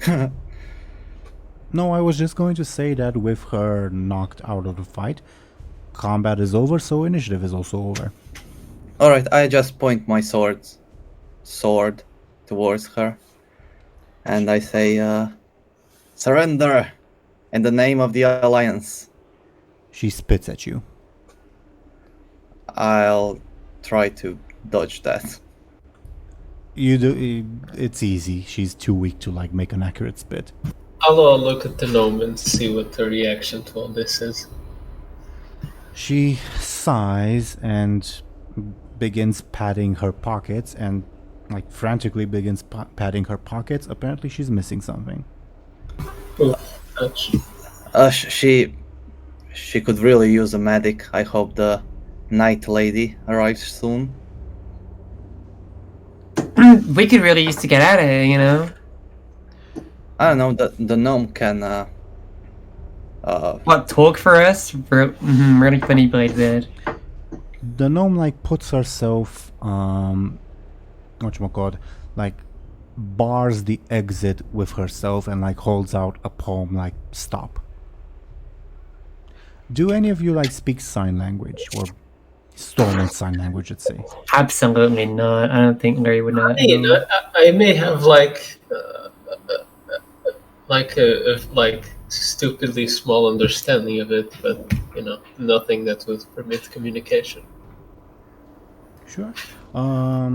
She would make she would sign at like you guys in general. She would say we need to have a talk. Maybe not here, but we need to talk. Do you have a pen and paper? She sighs and begins writing, and if you let her, like if you give her the time, she will write what I just said. Okay, I mean, won't take that long, so I'm gonna write it down. Should we... I mean... Benjamin? Where? Yeah, where? Where should we go? She sighs and like makes a motion for you to follow her. What do we do with Cleo here? Leave her. I look at the gnome. She makes a gesture, like she makes the gesture, like waves her hand as in come with, but you can imply that she means bring her with. All right. The carry. Sure, bud. Okay. Okay. And I think it's unless you guys disagree, I think it's a good spot to end today's session. Mm-hmm. Sure. I think so too. Same. Unless you'd like to have like a short RP moment of you guys reuniting now that you're not in combat, but it's up to you. I think we can But- save that for the next episode, unless we want. Yeah, sure. Mm-hmm. Okay. We saved you, bud. You're welcome. You save Bud. Now Bud needs to save his other ogres. Not yet. We need to get out of here first. Well, not now, but that's his quest now. Mm-hmm. So, what did you all think of this episode of this session? I didn't think you guys would rescue me this early on. Really Me fun. neither. Really fun. Me neither. I thought that they'd be saving it for some reason. I'm It was all thanks to offended that you Bladebeard. doubted us. Oh, it wasn't doubt. It was so much more. You guys took your time, so I just kind of figured, oh, it's gonna be a while. But no, you guys pulled through. Lady Whitley will not be happy that you guys stole her property. What can I say? Mm-hmm. And apparently kidnapped her lover. That's another problem. Yeah, I was gonna say. At least we didn't kill her lover. Mm, Yep. yep. I mean, at least we did an objectively good thing today. Not often the Ephemeral Orb crew does that. Yeah. hmm I guess you didn't kill any guards. You did kill Mulgoon, though he was an asshole. What can I say? He was killed by... Brianna. Someone else. We Yeah. did not permit that. Sure. I guess. Yeah, I guess we'll see what happens next. I also need to do some prep work on that front. It's nice having everyone reunited. It was really fun. It definitely is. That's why I was wondering if you would like to have a brief reunion moment or not. But we can save it for next Yeah, episode. we'll see no it issue. next time when we're all recharged up. Sure thing. Random note, what did you think of the little dice game? I'll be honest, I didn't understand it. Yeah, same. I understand it. It's... And I guess it was fun, but I lost twice. You did. It's simpler than it sounds, what can I say? I would mention that, like, if this also happened in the other campaign where I played a dice game, that every NPC who played had like a different approach. I was thinking that Groggy would be very, very honest and straightforward, which would be a weakness in this game, but apparently he won twice. So there you go. We might see more of that in the future. Anyway, this session was fun. The crews reunited, which I did not expect to happen. I was honestly thinking, okay, we'll spend another like probably 5 sessions with you guys separated and maybe like only catching glimpses of one another. But now you're together, maybe for the better. But And actually, it's all thanks to me losing the dice game. Mm-hmm. very true. What was your plan if you had one? Oh, doesn't matter. Sure. Up to you. Why are you saving it for rainy day, Bladebeard? No, it was dumb, and it wouldn't have worked. Okay. But I wanted to win. That was my plan. And I wanted you to win as well. And I wanted Groggy to lose, but that's not what happened. No, I wanted to win the tournament. Oh. So that was my plan. Well, who knows what's going to happen. We've definitely put some things in motion. The tournament is definitely, at the very least, not going to move forward in its original format at this point. Yeah. Let's just hope Nexus Lord leaves us alone. Don't want to make enemies of him. And also, random note, but if the tournament had gone through, I was kind of hoping you guys would interact with Basalt Brew, because that might lead to some Shallan storylines, but didn't happen, I guess. Oh yeah, all of our friends, they're just like busy doing stuff. Oh, yeah, how should I say this? I am keeping in mind on what all of your friends are doing, by the way. They aren't just like forgotten in some corner. Can we like mail them? We are kind of busy. I mean, knowing how Shadow of the Silver Mane time works, if we mail them, it'll take like 30 episodes to get back a response, so it might not be worth it. I mean, it is a slightly quicker pace than what the Ephemeral Orb's pace has been. True. I think what we should do next is get on the Deep Run tram. I was gonna say. And go to Ironforge and just chill. Yeah, like as soon as this gnome gives us space, we should just run on the tram and get going. Yeah. We can take Cleo with us. She's cool. Cool. I don't know. I don't know, maybe she'll develop Stockholm Syndrome over time, and we'll Yeah. all be at the end of it. Of course. Above board, I doubt it, but who knows? Who knows? Anything's possible. You guys have definitely done more unexpected things. But the titular Silvermane will not like stay idle even if you go to Ironforge above board. We'll see what That happens. checks out. Plus, Bud kind of wants to remain in Stormwind or near Stormwind for his ogre buddies. You'll be taken against your will again, Bud. I guess. Only by your friends this time. But who knows what will happen. Or Bud. Well, it's up to Bud to negotiate on his own behalf, I guess. Oh yeah. I mean, his friends been typically understanding, so hopefully they'll be like, yeah, we'll go rescue your friends, and not be like, no, we're gonna bail on them. Fuck you, Bud. I guess. I can't see Benjamin doing that. At the very least. Sure. Okay. We got some Benjamin and Larry teamwork going at the start. That was cool. Yeah, very much so. Good job on that. Yeah. I know. I can't. Go ahead. I was just gonna say I can't wait for Bud to be like, oh, so what were you guys doing? And he just gets told about arson, and murder, and framing of murder, and Not even Bladebeard really knows about much of that. I know it'd be great catching. Yep. It's the fun of the game. I honestly, this session definitely did not go the way I thought it would. Not that that's a bad thing. It's just you guys always continue to surprise me in a good way. So that's very, very awesome. Anything? Do you guys have any other thoughts before we go into our usual shoutouts? I'm good. Same. Okay. So, dear viewers, thank you very much for watching and listening to us.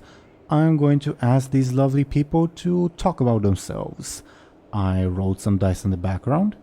The dice have decided that the owner of the channel you all are watching this on, Sir Thompshire, should go ahead first and talk about himself and his projects, etc., etc.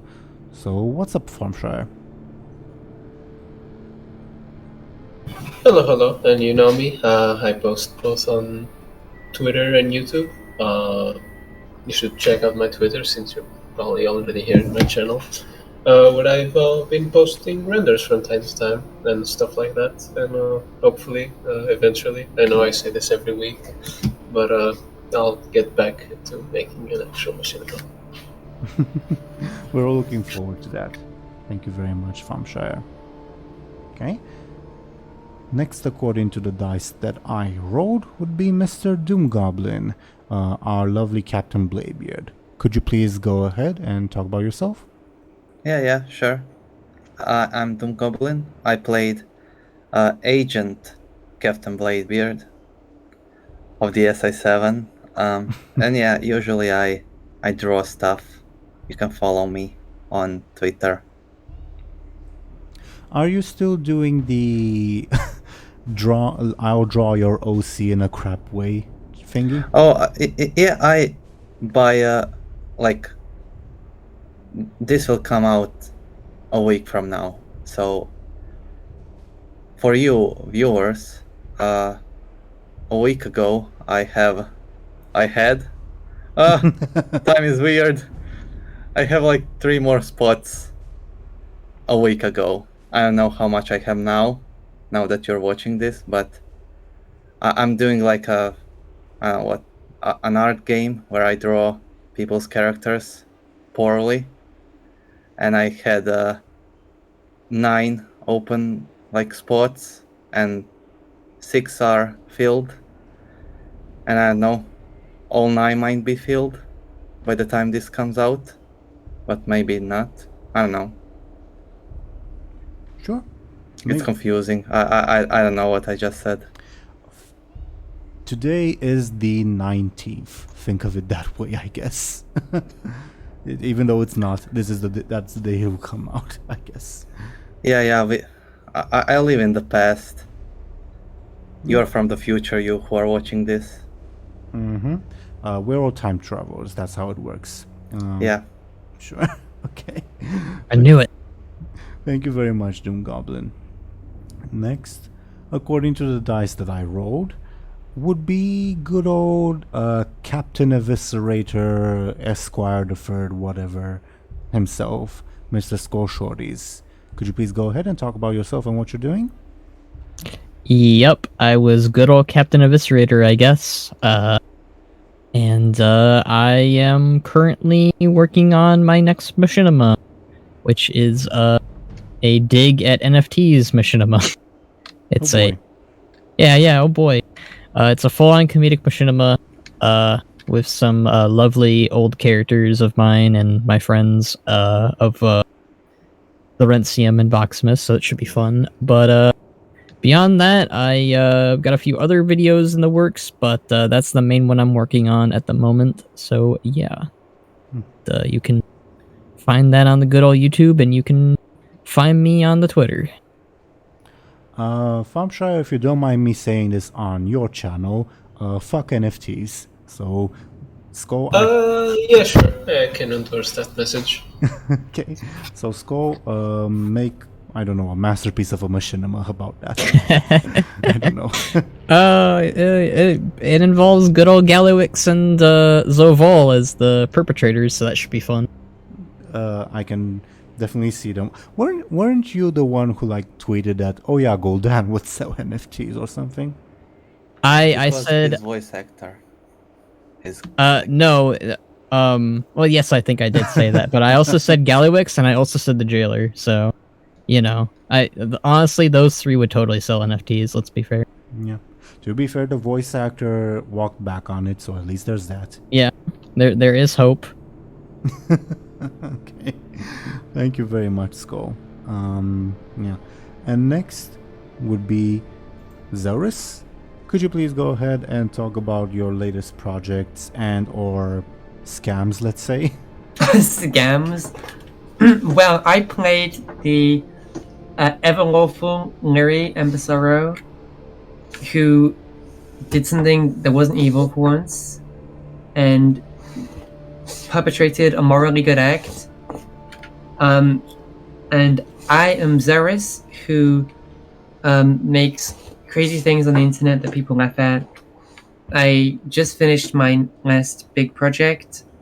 It'll be out by the time you watch this. I made like a whole like tier set of armor, and I've just finished trolling people about it and having a gay old time. And I don't know what I'm going to be doing in the future, but it's probably going to be something that is worth checking out. Nice. You always do great work with those. I'm honestly slightly surprised that like you haven't received like a stern letter from Blizzard's lawyers like he did. Oh god, if they did that, I'd laugh.